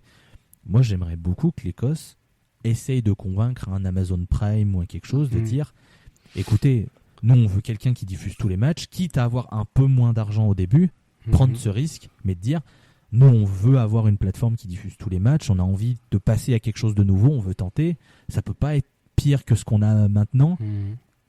On tente le truc, tu vois, parce qu'il y avait eu ces rumeurs de Amazon ou de Facebook TV ou tu vois, de cette nouvelle plateforme qu'il y a maintenant qui pourrait s'intéresser justement à la diffusion de sport, tu vois.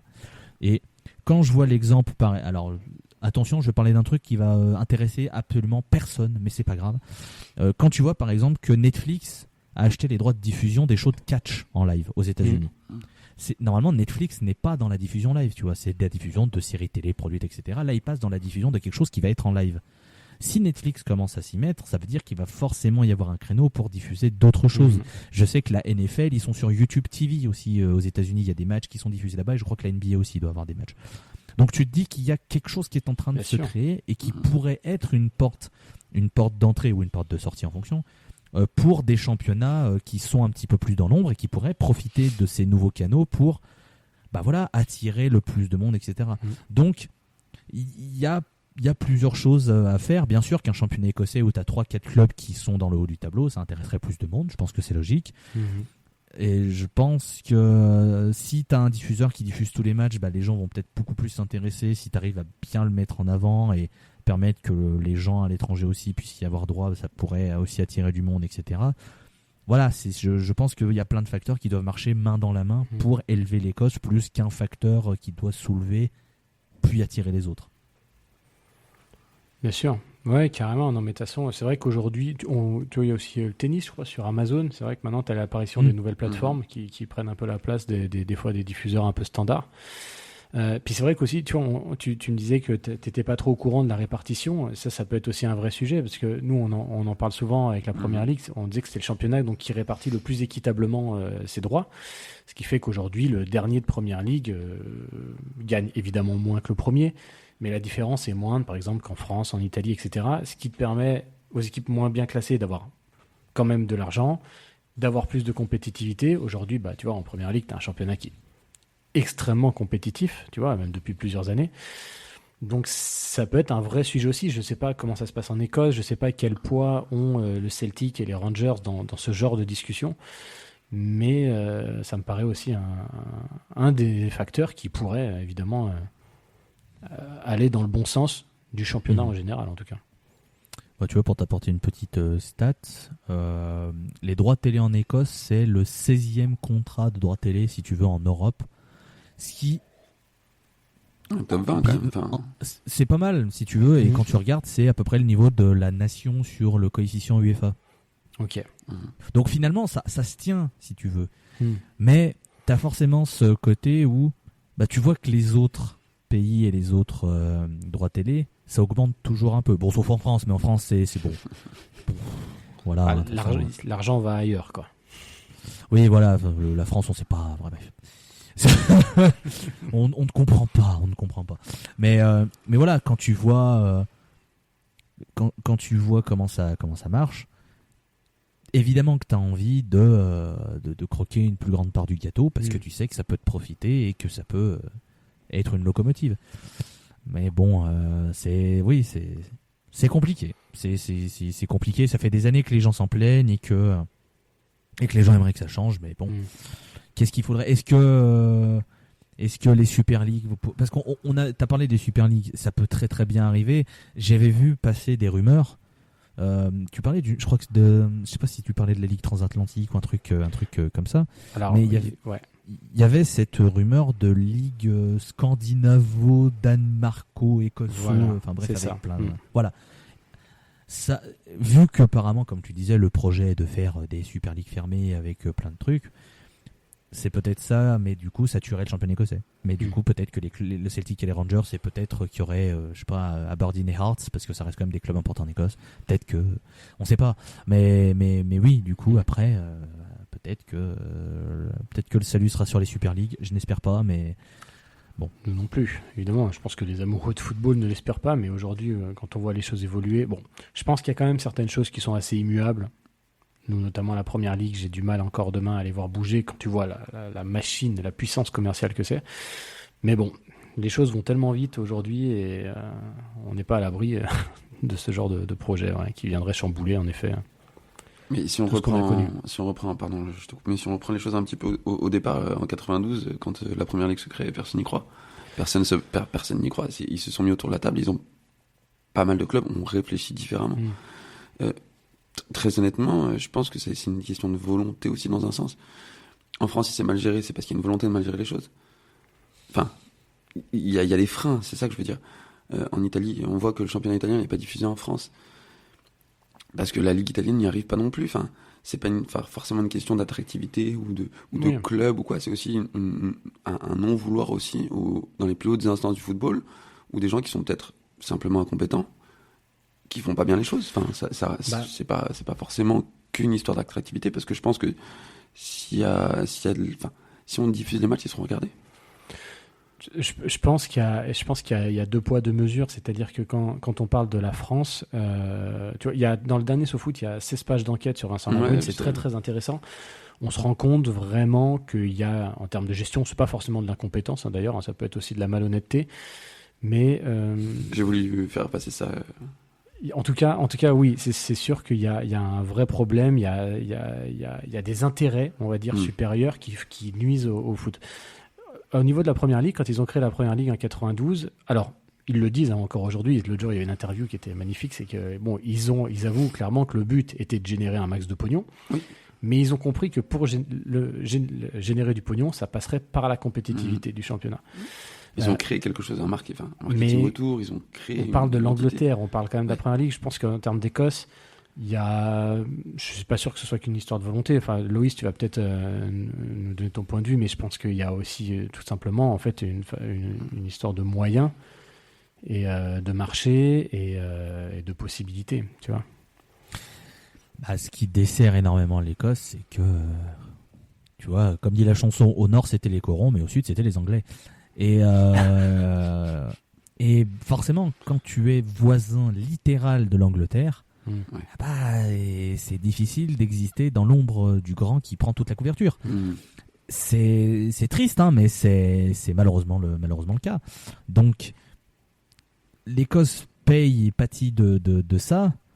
Après, il y aurait peut-être un truc à jouer dans le sens où l'Écosse peut être une espèce d'alternative au football business que représente la Première Ligue.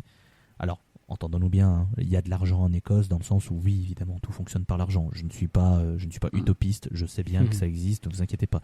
Mais en Écosse, il y a encore une espèce de fraîcheur et une proximité qu'il y a au niveau des supporters, etc., qui, je trouve, pourrait permettre certains qui sont un peu dégoûtés de ce côté foot business où ça dégueule de partout.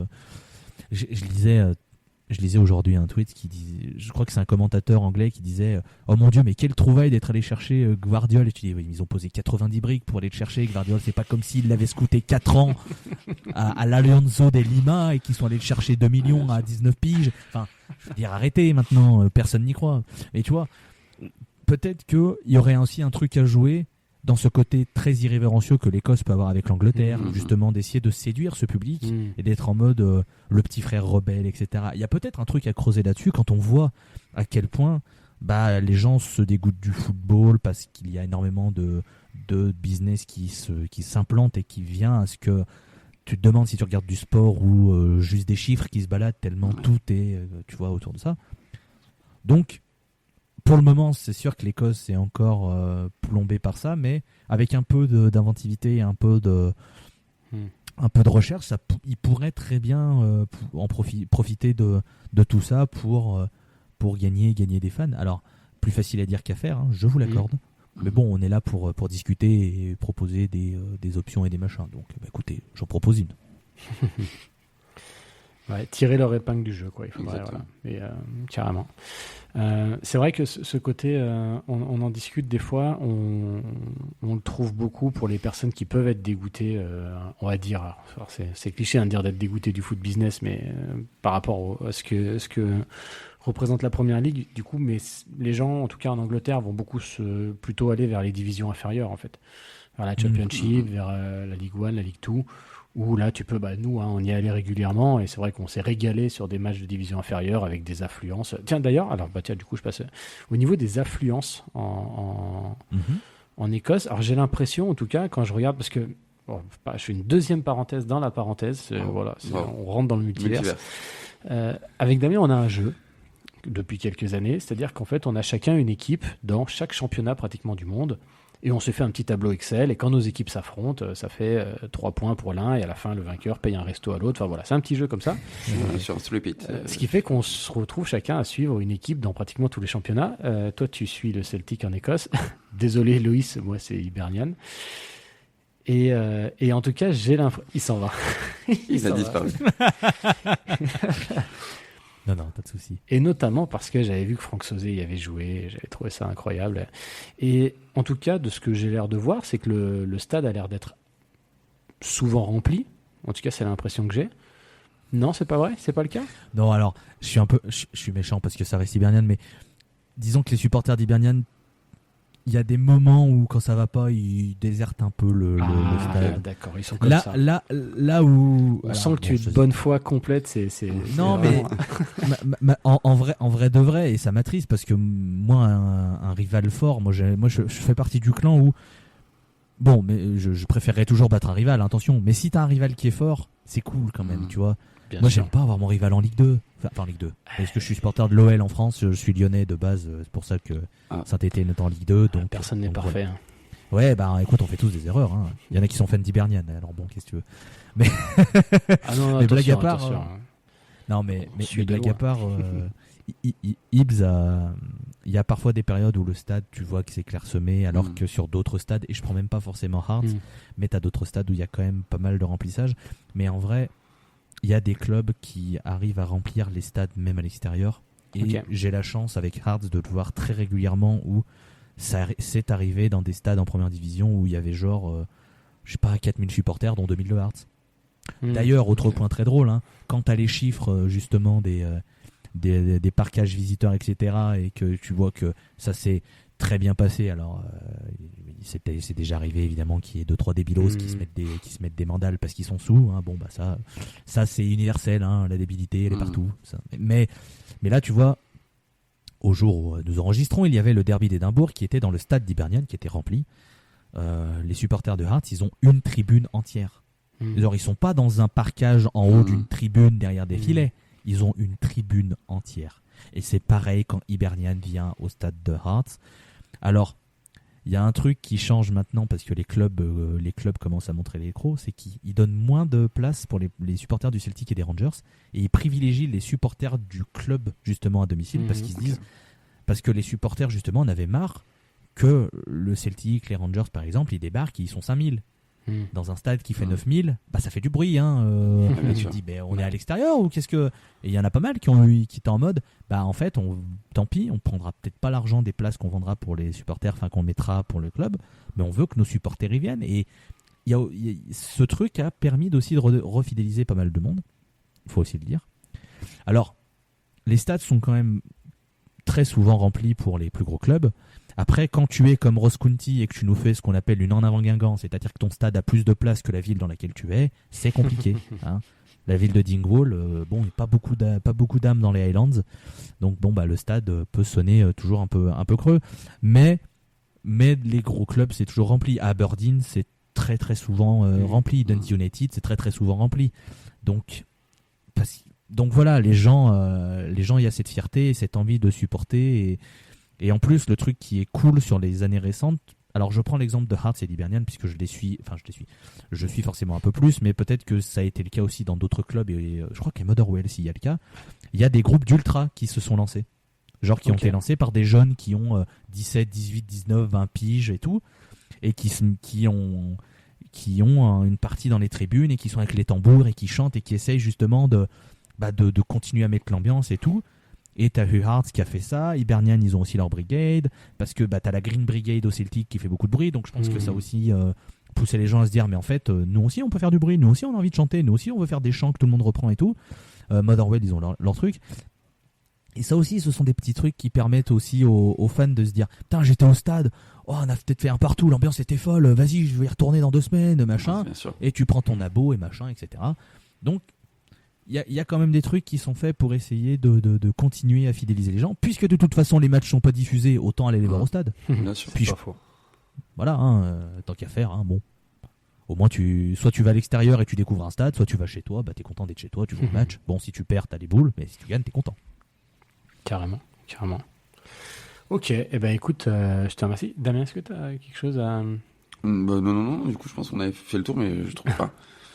Enfin, je trouverais toujours ça encore génial d'aller au stade plutôt que de le regarder à la télé. Et évidemment, il faut pouvoir le faire, mais quand tu peux le faire, c'est vrai que c'est, typiquement pour la ferveur qu'il y a dans ces pays anglo-saxons, c'est une dinguerie quand même. J'inviterai toujours les gens à y aller. Nous, on a fait une 5e div. Nous, on s'est régalé. On a fait quelques voyages, bien sûr. C'était excellent. Messieurs, on est à 1h20 d'émission déjà. Ah oui, tiens, petite question, Louis. J'imagine que oui, tu es déjà allé voir des matchs en Écosse. J'ai fait, pour tout vous dire, 4 matchs en Écosse et j'ai fait un match de Hearts en Suisse. Ok. Alors, pour faire tout le contexte, j'ai fait 2 matchs au stade de Hearts où je me suis fait kiffer. Pour mon anniversaire en 2017, je me suis dit... Putain, j'ai une semaine de vacances, il y a 2 matchs au stade de Hearts, vas-y, je pars une semaine à Édimbourg. Je me suis fait loger par un Français qui habitait là-bas, qui est devenu un ami depuis, qui me suivait par Twitter, donc super cool. Il y a un supporter qui aimait tellement la passion que je mettais dans mon compte Twitter, il m'a filé des places.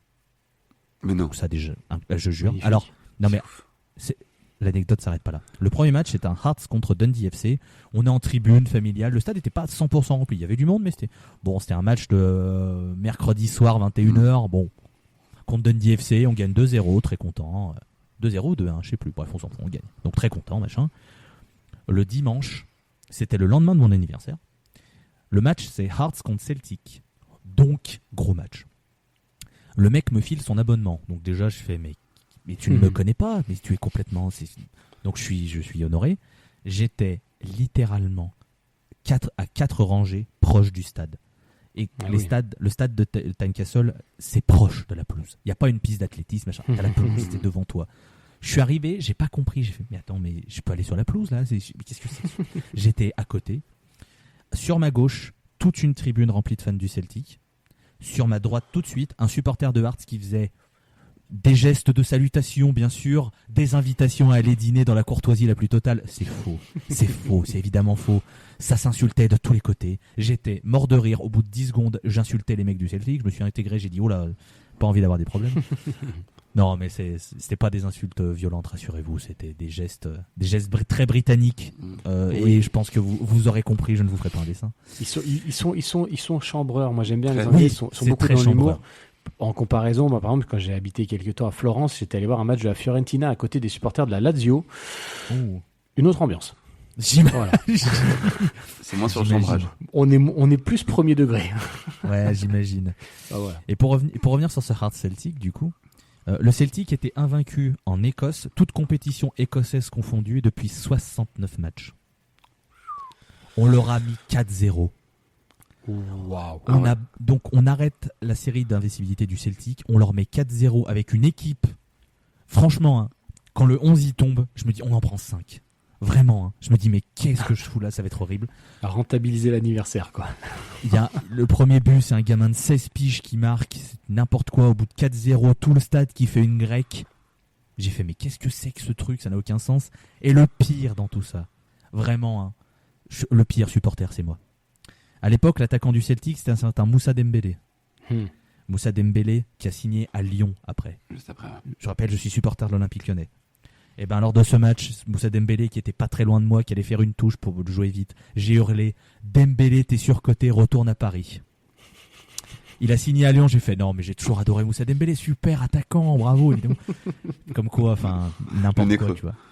Ah bah spécialiste. Donc j'ai fait ces 2 matchs à Hearts. Sur cette même semaine, j'ai fait un 3e match qui est beaucoup plus folklorique puisque j'ai fait Edinburgh City Stenosmere en 4e division écossaise, un stade avec une tribune, une main courante et ses mares. C'était glorieux. Il faisait -20 en ressenti. C'était prodigieux. D'ailleurs, vous apprendrez que les Écossais, quand ils vous proposent du Nesquik, c'est pas avec du lait, c'est avec de l'eau chaude. C'est immonde.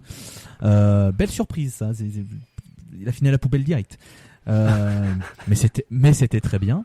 Donc j'ai fait ces 3 matchs sur cette première semaine. Je suis retourné en Écosse et c'est là que, je vous l'avais dit en off mais je le dis aux gens, j'ai dû faire mon passeport puisque entre cette première semaine et quand je suis revenu il y a eu le Brexit. Merci Bojo. Donc passeport obligatoire. Passeport que j'ai obtenu en 8 jours grâce à Heart of Midlothian qui m'a fait une très belle lettre provenant des pontes du club disant que comme j'étais invité par le club, il serait de bon ton d'accélérer les démarches administratives pour avoir mes papiers. Je l'ai eu en 8 jours. Ça n'a aucun sens. Donc je suis allé à Hampden Park voir la finale de Coupe d'Écosse qu'on a paumé en prolongation. J'avais un seum. J'ai fait l'heure de marche du stade jusqu'à la gare. J'avais ma musique sur les oreilles. Fallait pas me parler. Hein. Ah là j'ai tracé. Tu peux pas tout avoir. Johan Diniz, le gars. Tout droit. Sans la coulante, bien sûr. Mais donc j'ai fait ce match-là. Et le dernier match de Hearts que j'ai fait, Hearts joue en barrage d'Europa League il y a 3 saisons. Je suis désolé pour les dates. Et il joue contre le FC Zurich. Je me dis, j'habite pas loin de Lyon, c'est la Suisse, vas-y, il y a un truc à faire, tu vois. Donc je regarde machin, bon, compliqué, bon. Il s'avère que le match était le jeudi soir, il fallait que le vendredi je sois rentré avant 13h30 puisque je bossais l'après-midi. Bon, je regarde, il y a un plan. Je prends le bus, tôt le matin le jeudi, 8h30, match le soir, minuit, rebus, 8h30, j'arrive à Lyon, train, j'arrive chez moi à midi. Laissez-moi vous dire que j'étais frais. Mais il faut savoir que le match n'était pas à Zurich, mais il était à Saint-Gall, puisque le stade de Zurich était pris pour un concert philharmonique. Et il faut savoir, si vous ne connaissez pas la géographie de la Suisse, que Zurich est à l'est de la Suisse, mais que Saint-Gall, c'est encore plus à l'est. Donc j'ai fait vraiment toute la Suisse en bus. J'ai tout traversé. C'était génial. Genève, Bâle, Zurich, du coup, et donc Saint-Gall. Donc j'arrive et je retrouve un fan de Hearts qui était suisse, avec qui je discutais sur Twitter depuis un moment, que j'embrasse. Et il était avec son fils qui avait, je pense, 6, 7, 8 ans, je sais plus. Et on s'était rencontrés pour la première fois. Là, du coup, pour ce match, il me dit « Putain, mais tu viens, vas-y, on se le fait ensemble et tout. » Et si jamais vous ne savez pas, alors si vous écoutez ce podcast, je pense que vous connaissez, mais les places, elles sont vendues par un nombre de points. C'est-à-dire que plus tu vas au match, plus tu gagnes des points, et c'est pour récompenser les spectateurs fidèles qui vont au match et pour éviter que ce soit des personnes qui ne viennent jamais pour les gros matchs, j'entends. Et donc là, pour le déplacement, la billetterie était ouverte uniquement à ceux qui avaient un certain nombre de points. Et donc je m'étais dit, bon, j'aurai jamais de place pour le parquage. Je dis au gars, bah vas-y, on en prend sur la tribune à côté du parquage, comme ça, vas-y, c'est comme si on était, tu vois. J'arrive au match, ce mec me dit, je suis allé voir la billetterie, si tu veux, on peut changer nos places pour être en parquage, ça te dit? Ben oui, évidemment, quelle idée. Donc, on arrive en parquage, il pleuvait sa mère, mais bon, c'était couvert.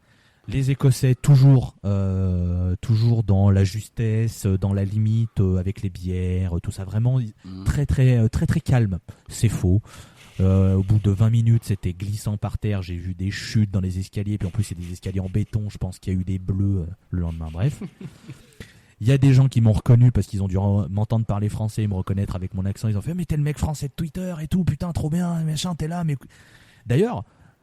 Les fans de Hearts que je croise, ils sont toujours étonnés, genre putain mais tu viens de France et tout. J'ai envie de dire bah ça va, c'est la France, c'est à côté. Enfin, t'as l'impression que je sors d'un pays, genre je sais pas, je viens de Thaïlande ou un truc. Non, bah je viens de France, ça va, c'est pas trop non plus. Ils sont étonnés que je supporte leur club, mais ça me touche parce qu'ils sont vraiment adorables avec moi. Et je me souviendrai toujours. Alors Hearts perd 2-1. Il faut savoir qu'on prend 2 buts, ils sont devant moi. Les erreurs du défenseur, elles sont devant moi. Magnifique. J'avais le rage incroyable, mais Hearts a mené 1-0 sur un penalty qui était donc à l'opposé. Le boucan quand le ballon est rentré. J'en reviens pas. Encore maintenant, c'était formidable, je vous jure. Donc voilà, et depuis, j'ai toujours dit que j'aimerais évidemment revenir. Enfin, soit revenir à Édimbourg revoir des matchs, soit aller en Europe faire un déplacement parce que c'est trop bien de faire un déplacement et de voir son équipe. En plus, jouer en Coupe d'Europe, c'est trop cool. Enfin, donc voilà pour les matchs que j'ai vus, que ce soit de Hearts ou donc ce fameux Edinburgh City Stenosmere qui était formidable. Et j'ai pas fait grand chose de plus concernant l'Écosse. Si, je suis allé voir Rangers Servette au stade du Servette parce que j'ai un pote qui habite à Genève. Donc il m'a dit tu veux venir? Je fais bon allez. Feu. Donc voilà pour mes expériences. Stade de Genève, il y a eu des belles expériences. Moi j'ai fait Liverpool-Lyon au stade de Genève, tu vois. Oh. C'est un amical? Un amical, tout à fait. Alors en plus, puisqu'on est dans les anecdotes un peu folles, à l'époque j'habitais donc vers Évian. Okay. Et puis, tu sais, Liverpool, pendant 2-3 ans, ils ont fait leur pré-saison. En fait, ils faisaient leur stage de pré-saison à Évian. Mm-hmm. Mais par contre, il n'y a jamais eu de truc ouvert au public. Enfin, en fait, ils sont reclus, quoi, les mecs. C'est vraiment... Et un jour, je sais plus ce qu'on faisait avec ma femme. On allait à un rendez-vous, on devait aller à la banque. Et on se retrouve derrière le bus de Liverpool. Et je lui dis, viens, on les suit. Et c'était quelques jours avant le match. On avait prévu d'aller les voir à Genève. Et je dis, viens, on les suit. Peut-être qu'on va voir les mecs descendre du bus, je sais pas quoi. Donc on suit le bus sur les hauteurs du stade. Donc à Évian, le stade est un peu sur les hauteurs et tout. On se gare. Et puis on s'approche. Et puis il y avait des gens qui essayaient. Il y avait 2-3 personnes qui étaient devant, qui essayaient de voir. Puis on dit, vous faites quoi? Puis les gens ils disent, on savait qu'il y avait Liverpool. En fait, je pense que pendant la semaine où ils sont là-bas, il y a tout le temps des gens qui viennent voir, mais. Et nous, on discute un peu avec les gens. Ils nous disent, on essaie de les apercevoir, on les voit pas. Et là, il y a un mec qui arrive de la Sécu et qui dit, c'est exceptionnel, on vous laisse rentrer. Ils vont passer en vélo. S'ils veulent s'arrêter, ils s'arrêtent. S'ils veulent pas, ils s'arrêtent pas. Incroyable. Et genre, la coïncidence que ce moment arrive, on était une dizaine. Genre vraiment max, tu vois. Et on s'approche des barrières. Les gars arrivent. Et évidemment, ils s'arrêtent. Et donc, ça a pu prendre les petites photos avec Roberto Firmino, bien. Avec Jürgen, évidemment, qui était trop sympa. Avec Joe Gomez, Mo Salah, enfin bref, voilà. L'anecdote assez incroyable, quoi. Putain, et j'ai adoré parce que, tiens, en parlant d'Écossais, oh là là, cette image, j'en ai pleuré de rire. Il y avait 3 Écossais qui étaient là, avec un grand drapeau de l'Écosse avec écrit Robertson. Et les mecs étaient là, et ils étaient comme des oufs et tout. Et donc tous les joueurs s'arrêtent. Hein. Et là, il y a Robertson qui arrive en vélo, et les gars, ils disent, oh, Andy, on vient d'Écosse et tout, machin. Et Robertson, il a regardé, il a fait, salut, et il s'est barré. Il ne s'est pas arrêté. Et c'est moche, mais on en a pleuré de rire parce que la tête la teuté des gars, je te jure, ils étaient là, tu sais, ils l'ont alpagué, ils l'ont dit on vient d'Écosse et tout. Je veux dire, le gars était obligé de s'arrêter. T'es obligé de t'arrêter. C'est un des seuls qui s'est pas arrêté. c'est fou. Il comme en c'est avait rien à secouer. putain. Et franchement, les gars étaient dépités, je te jure. Je les revois encore. C'était incroyable. Bah, tu Voilà. m'étonnes. Ouais. Tu fais tout ça pour voir un des meilleurs joueurs écossais de l'histoire récente et le mec te fait c'est cool, allez, so long. Mais c'est ça. Et puis ils s'en foutaient des autres, tu vois. Ils s'en foutaient de prendre la photo avec Gomez, avec machin. Eux, ils Ouais. voulaient, ils étaient Ouais, vraiment avec leur oui, drapeau Robbo, de l'Écosse, ouais, tu ouais. vois. Et il les a snobés, mais waouh, c'était fou. C'était fou.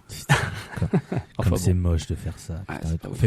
fais au moins un signe, fais genre un cœur avec les mains, quelque chose, un minimum de respect. Ouais. Tu vois pas genre juste un allez hein. Ouais, ou C'est même moche. signer le drapeau, enfin, ou juste Ouais. une photo, je veux dire, ça te coûte rien. Quand Mais même. ils se sont tous arrêtés. D'ailleurs, c'était très drôle parce que quand tu vois les gars en vrai, Van Dijk est une armoire, quoi. Ah, C'est c'est incroyable.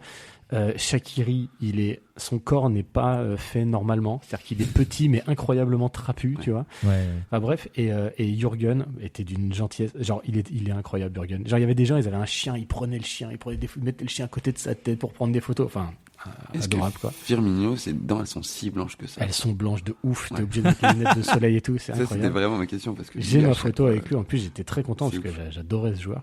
Très, très C'est Et fort. normal. Et le Très premier, fort. celui qui a vraiment passé du temps, c'était Gomez, quoi. Vraiment super sympa, Gomez, discuter Joe avec Gomez. les gens et tout. Ouais, vraiment, c'était. Enfin bref, anecdote absolument incroyable, quoi. Et voilà. Petite, puisqu'on était dans les tout à petites, fait, dans les tu petites fais bien. anecdotes improbables, et en plus on retombe sur nos pattes avec un Écossais gentleman. Robbo. Putain. Quel enfer. Putain. Ouais, j'avoue que c'est quand même pas Incroyable, ouf. incroyable. Aujourd'hui, il s'est fait aspirer son âme par Saka. C'était incroyable. Il est dans le dur robot. Hein. C'est bon. Il décline, mais ça va. Il décline encore gentiment. Parce je trouve. qu'il a quel âge, quoi? 31? Je sais 31, pas du tout 32. quel âge il a. 31? Mais bon, Je sais pas, je demande à mon ami Internet. moi j'ai J'appelle je l'ai Internet. toujours adoré. Et, non, en plus il fait un peu partie des derniers dinosaures. Donc Oui, mais Eh bien, c'est un fort joueur, mais ce que je veux dire, c'est que oui, on est peut-être un peu plus sur le déclin que sur les Il a Ouais. 30 ans. 30 ans. Non, ok. non, il est Ouais, pas- même pas si vieux que ça. mais c'est vrai que ça fait 2 ans que la rotation commence à bien tourner avec Tsimikas. Et bon, à voir. Mais en tout cas, il aura contribué aux grandes heures du Liverpool de Klopp. Donc rien que pour ça, respect éternel, quoi. On est à 1h30 d'émission. Je pense qu'on va pas tarder gentiment à rendre l'antenne, mais j'ai encore une dernière petite question, Loïs. Je t'en prie. Tu nous as parlé d'une compétitivité qui potentiellement reviendrait un petit peu, ou en tout cas des clubs qui commencent à venir embêter un petit peu. Je vais te demander de te mouiller. Qui serait, selon toi, dans combien de temps on va avoir un club hors Glasgow champion d'Écosse, et qui?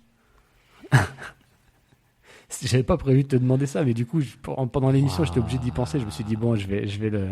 Comme ça, on pourra peut-être le ressortir, tu vois, un jour. Dans la sauce. Oh, alors, allez. Est-ce que déjà, quoi, je vais c'est au quelque bout chose qui peut arriver dans pas longtemps, ou est-ce que c'est pas demain la veille? En fait, il y a un truc qui me fait croire que ça peut arriver, c'est que je trouve que le Celtic et les Rangers, sur les dernières années, n'ont pas eu vraiment de grosses périodes de domination. Alors on va me dire, oui, mais le Celtic, ils ont gagné quand même 9 titres de suite. Alors, En zozotant Sur- comme ça? ouais, voilà. C'est ma voix pour les gens qui sont exécrables. Non, mais en vrai, oui, le Celtic a gagné 9 titres de suite. Mais quand tu regardes les titres qui ont été gagnés par le Celtic sur cette période, il y en a quelques-uns où vraiment ils étaient prenables. Ok.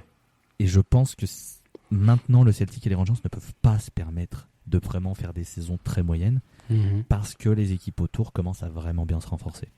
Aberdeen, ils ont un propriétaire un petit peu plus solide. Ils ont l'air d'avoir trouvé un très bon coach avec Jimmy Tellin. Ils ont un bon effectif. Peut-être que cette année, ils vont craquer à un moment parce que, je sais pas, des blessures, des machins, etc. Mais ça va leur permettre de construire pour l'an prochain.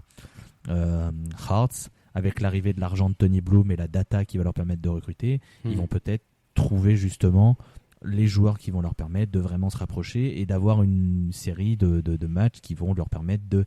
Hibernian, si ça se remet la tête à l'endroit, c'est censé normalement avoir les reins très solides et ça doit pouvoir recruter correctement. Bon là, Hibernian, ça fait 2 saisons, c'est une catastrophe.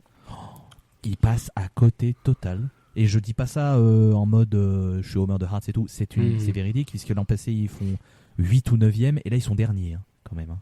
Pas bien, hein. C'est pas ouf. Ouais, c'est pas eux qui me font gagner le resto, ça c'est sûr. Ah non, clairement, tu marques pas des points avec Hibs.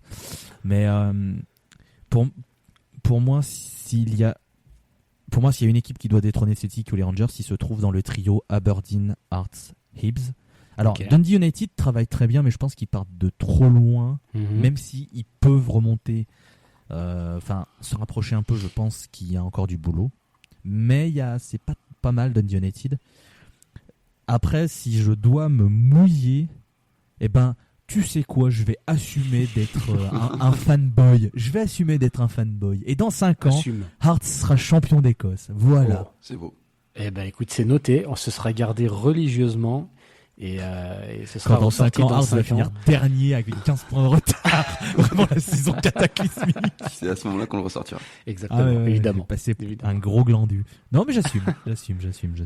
Ok, écoute, cool. Alors, rien à voir, mais je vais terminer avec une petite anecdote. On va voir si tu es vraiment incollable, Loïs, parce que pour l'instant, tu l'es. Est-ce que tu connais, Damien, peut-être que toi tu connais aussi, mais est-ce que vous connaissez le Berwick Rangers Football Club ? C'est un club qui est actuellement... Alors, ils doivent être en Lowland League, donc en D5, voire en D6, et c'est un club qui est géographiquement en Angleterre. Il est fort. C'est beau. Il est fort, hein. Club qui était, il y a quelques années, en D4, la D4, qui est la dernière division de la SPFL, qui est la pyramide de la professionnalité. Ça ne se dit pas. Du professionnalisme, peut-être mieux. En Écosse. Alors, il faut savoir, je dis ça, mais les clubs en 4e division sont semi-pro. Hein, donc, énormément de joueurs ont des tafs à côté. Voilà. Et d'ailleurs, jusqu'à il y a 4 ou 5 ans, Queen's Park FC est encore amateur, puisque leur devise en latin était « jouer pour le plaisir de jouer ». Et je ne sais plus quelle est la formule en latin, mais c'était leur devise. Et ils tenaient à rester amateurs parce que, c'était pour eux jouer pour le plaisir de jouer. Mais, en fait, les dirigeants, ils se sont dit « Ok, c'est cool, la devise, c'est le folklore, machin. Est-ce qu'on pourrait quand même arrêter de se faire piquer des joueurs pour 4 € et un Twix ? On en a marre, en fait. On a envie de grandir, en fait. » Parce que Queen's Park FC, c'est un des clubs historiques en Écosse. Ça a été vraiment un des précurseurs du football. Il s'agirait de grandir, bien sûr. Vous savez ce que ça fait 1 million, l'Armina Queen's Park FC, surnommé les Spiders, non pas parce que c'est un club qui aime les araignées, mais parce que leur jeu de passe faisait penser à une toile d'araignée à l'époque, quand le club s'est créé. C'était un club très important dans les années fin 1800. C'était vraiment un club très important. Et maintenant, Queen's Park, ils ont vendu leur stade. Alors, je ne sais pas si vous connaissez le stade de Queen's Park FC. Tiens, petit quiz. Loftus Road ? Non, pardon, c'est facile, mais... Non, Queen's Park alors, Rangers. Oui. Le stade de Queen's Park FC, il n'est pas connu puisque c'était Hampden Park. Ok. Qui est le stade de la sélection pour ceux qui ne connaîtraient pas. Et donc, ils ont trouvé un accord avec la fédération. Ils ont vendu le stade pour que la fédération soit l'unique propriétaire maintenant et fasse les matchs. Et donc, ils jouent dans un plus petit stade qui s'appelle Lesser Hampden, qui est dans le même quartier, mais qui est un stade qui correspond mieux à leurs ambitions, puisque quand tu es en 4e division, que tu es amateur, que tu joues à Hampden et que tu fais 400 personnes, bon, pas ouf. Mais du coup, maintenant, Queen's Park FC, ils sont depuis qu'ils ont passé professionnels, bizarrement, tu as un peu plus de moyens. Et bizarrement, quand tu as un peu plus de moyens, c'est facile de grimper les échelons. Donc, Queen's Park FC, maintenant, est en 2e division, la Scottish Championship, où ils essayent de monter en 1re division, mais la D2 écossaise est très intéressante puisqu'elle est très homogène d'année en année. Il y a beaucoup de compétitivité, ce qui fait que Queen's Park, pour le moment, n'arrive pas à passer le cap et à remonter en 1re division, ce qui offrirait quelque chose pas arrivé depuis une bonne dizaine d'années, à savoir 3 clubs de Glasgow en 1re division, puisqu'il y a quelques années, le 3e club de Glasgow qui était en 1re division, c'était Partick Thistle, le club qui est réputé pour être bouddhiste, mais qui en fait en a absolument rien à foutre. C'était juste pour faire un banter parce que d'un côté il y a les protestants, de l'autre les catholiques. Donc eux ils se sont dit, nous on est bouddhistes. Pourquoi pas finalement. Mais voilà, Partick Thistle qui est actuellement aussi en 2e division écossaise, ce qui permet donc d'avoir des derbys de Glasgow aussi en 2e division écossaise. Eh bien merci. Partick qui est aussi le premier club de certains Fergus Souter. Aussi, Okay. on en a parlé dans une émission. Si je dis pas de bêtises, tu me corriges, Loïs, mais Voilà, en tout cas, si je dis une bêtise, on a fait une émission dessus, donc On va dire que c'est ça. Eh ben, écoute, merci beaucoup. Il a été incollable jusqu'au bout. Ah, de Bravo, ouf, franchement. de ouf. Écoute, c'était très intéressant, c'était même passionnant cette discussion. On a un petit peu dérivé, c'est vrai, mais parce que j'ai senti très vite, messieurs, chez vous, un scepticisme très prononcé sur une intégration potentielle un jour des clubs de Glasgow.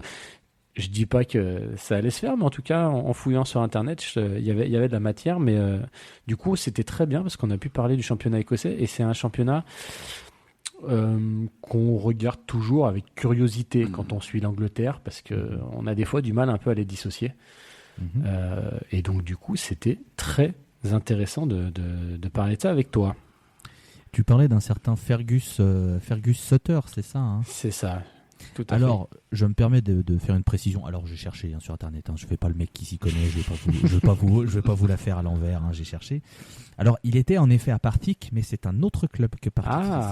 C'était le Partick Football Club, qui est un club qui est mort en 1885. Eh ben, tu vois. Ok, tu m'apprends. J'étais resté sur Partick. J'avais pas dissocié, mais il faut savoir que Partick FC est créé en 1875 et un an plus tard se crée le Partick Thistle, qui existe encore maintenant. Mais c'était deux entités distinctes. C'est incroyable parce que dans le foot écossais, il y a une histoire qui est folle. Les clubs sont plus que centenaires. Et justement, quand on étudiait l'histoire de Fergus Sutter, c'est justement, on constatait que c'était justement les joueurs écossais qui avaient vraiment apporté cette culture un peu du mouvement et de la passe en Angleterre à une époque où les mecs se mettaient à 11 autour d'un ballon et ils avançaient en mêlée, quoi. Et du coup, c'est drôle de voir ça, et ça permet de rendre un petit peu à César ce qui appartient à César. À César, tout à fait. Mais tout à fait, tu parlais des clubs, je tiens à signaler qu'on parlait de Queen's Park FC, c'est un club qui s'est créé le 9 juillet 1867. C'est un des plus vieux clubs de l'histoire. Donc, pour vous dire à quel point certains clubs parviennent à résister, à prouver qu'ils existent, comme dirait l'autre. Eh ben, écoute, c'est magnifique. Je pense qu'on va conclure là-dessus. C'est très très bien. Avec plaisir. Loïs, merci beaucoup d'avoir participé à cette émission. On encourage vivement nos auditeurs à te suivre sur Internet, sur Twitter, très exactement. Donc, le compte, c'est Scottish Football FR, c'est ça? Je dis pas de bêtises? C'est totalement ça. Magnifique, tu vois. En plus, je l'avais même pas noté, donc 2 têtes. Là, c'est incroyable. C'est beau. Et puis, plus généralement, pourquoi pas à s'intéresser au football écossais, voilà, à venir agrandir cette communauté. Ce serait cool. Ben, bien sûr, comme je le dis, on accueille. Alors, on accueille tout le monde. Il s'avère que lors des dernières élections en France, on a pris parti. On a été très très vocaux là-dessus. On s'est fait insulter pas mal en DM, mais on a assumé notre choix. Donc, je le redis parce que je sais que ma compère qui est avec moi partage ses idées. Si vous votez à l'extrême droite, etc., non, ne venez pas, gagnez du temps. On fait des intros de revues de presse, on est très... non, on va le dire, on est des gauchias sur Scottish FR. Si vous n'aimez pas ça, ne venez pas, voilà. Non mais, on va se le dire parce que comme ça vous n'avez pas à le dire, on gagne du temps, on gagne le temps. Voilà, on gagne du temps.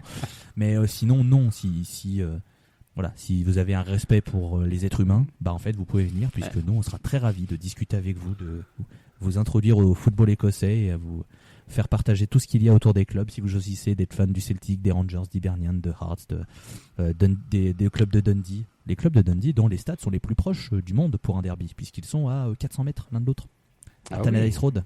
Ah oui, vous regardez sur Street View, c'est très drôle. Il y a un stade, tu traverses la rue, tu fais 3 minutes et là l'autre stade. C'est vraiment à côté. Un peu à la Anfield et Goodison Park, qui sont avec le petit parc au milieu. Je saurais pas dire la distance exacte, mais bon, ça va pas durer d'ailleurs. Ouais. Ah ouais. Mais voilà, oui, Scottish Football France, @ScottishFR si vous voulez nous trouver. Puis si vous voulez plus d'infos, il y a les comptes fans du Celtic, des Rangers, d'Aberdeen et de Hearts. C'est les 4 qui sont très actifs sur Twitter, sur lesquels vous pouvez les suivre. Et si jamais vous êtes fan d'un autre club et que vous avez envie de vous lancer, on vous soutiendra parce que ça nous fera plaisir. C'est pas grave si vous n'avez pas énormément de followers au début, vous inquiétez pas, on débute tous par là. C'est pas grave, on sera quand même là. Si vous êtes actif et que vous êtes motivé, on soutiendra, il n'y a pas de problème. Donc voilà, moi c'est tout ce que j'ai envie de dire, et merci encore de m'avoir accueilli dans ce beau podcast. Eh ben écoute, c'était un grand plaisir pour nous aussi. L'émission, vous pouvez la retrouver sur toutes les plateformes de streaming. Vous pouvez aussi, nous aussi, nous suivre sur les réseaux sociaux, What a Game, sur Facebook, Instagram, Twitter. Alors nous, la petite différence de vous, c'est que nous, on n'accepte que des gens d'extrême droite, donc néo-nazis, néo-fascistes. Vous êtes les bienvenus, bien sûr. Voilà, mais tous ceux qui viennent pas chez nous, vous allez chez What a Game. Du coup, on a chacun notre... J'étais tellement pas prêt à ça. J'étais tellement pas prêt. Dixit le Marocain à côté de moi. Ah, T'es, voilà. ouais, venez les gars, venez, allez bien. Let's go. Allez. C'est ça. Ah là là, bah écoutez, bon, on rigole au moins, c'est bien. Ouais, non, mais... Et puis voilà. Ah bah non, il y a plus. Ouais, puis voilà, puis c'est bon, on a fait le tour. Je pense. Je me perds. Il est tard, je suis fatigué. Merci beaucoup, Loïs. Ouais, vraiment, merci beaucoup. À toi, Damien, d'être toujours là. Et puis, merci à vous de nous avoir écoutés. On vous dit à très bientôt sur What a Game. Et puis d'ici là, portez-vous bien. Ciao, ciao. Ciao. Ciao.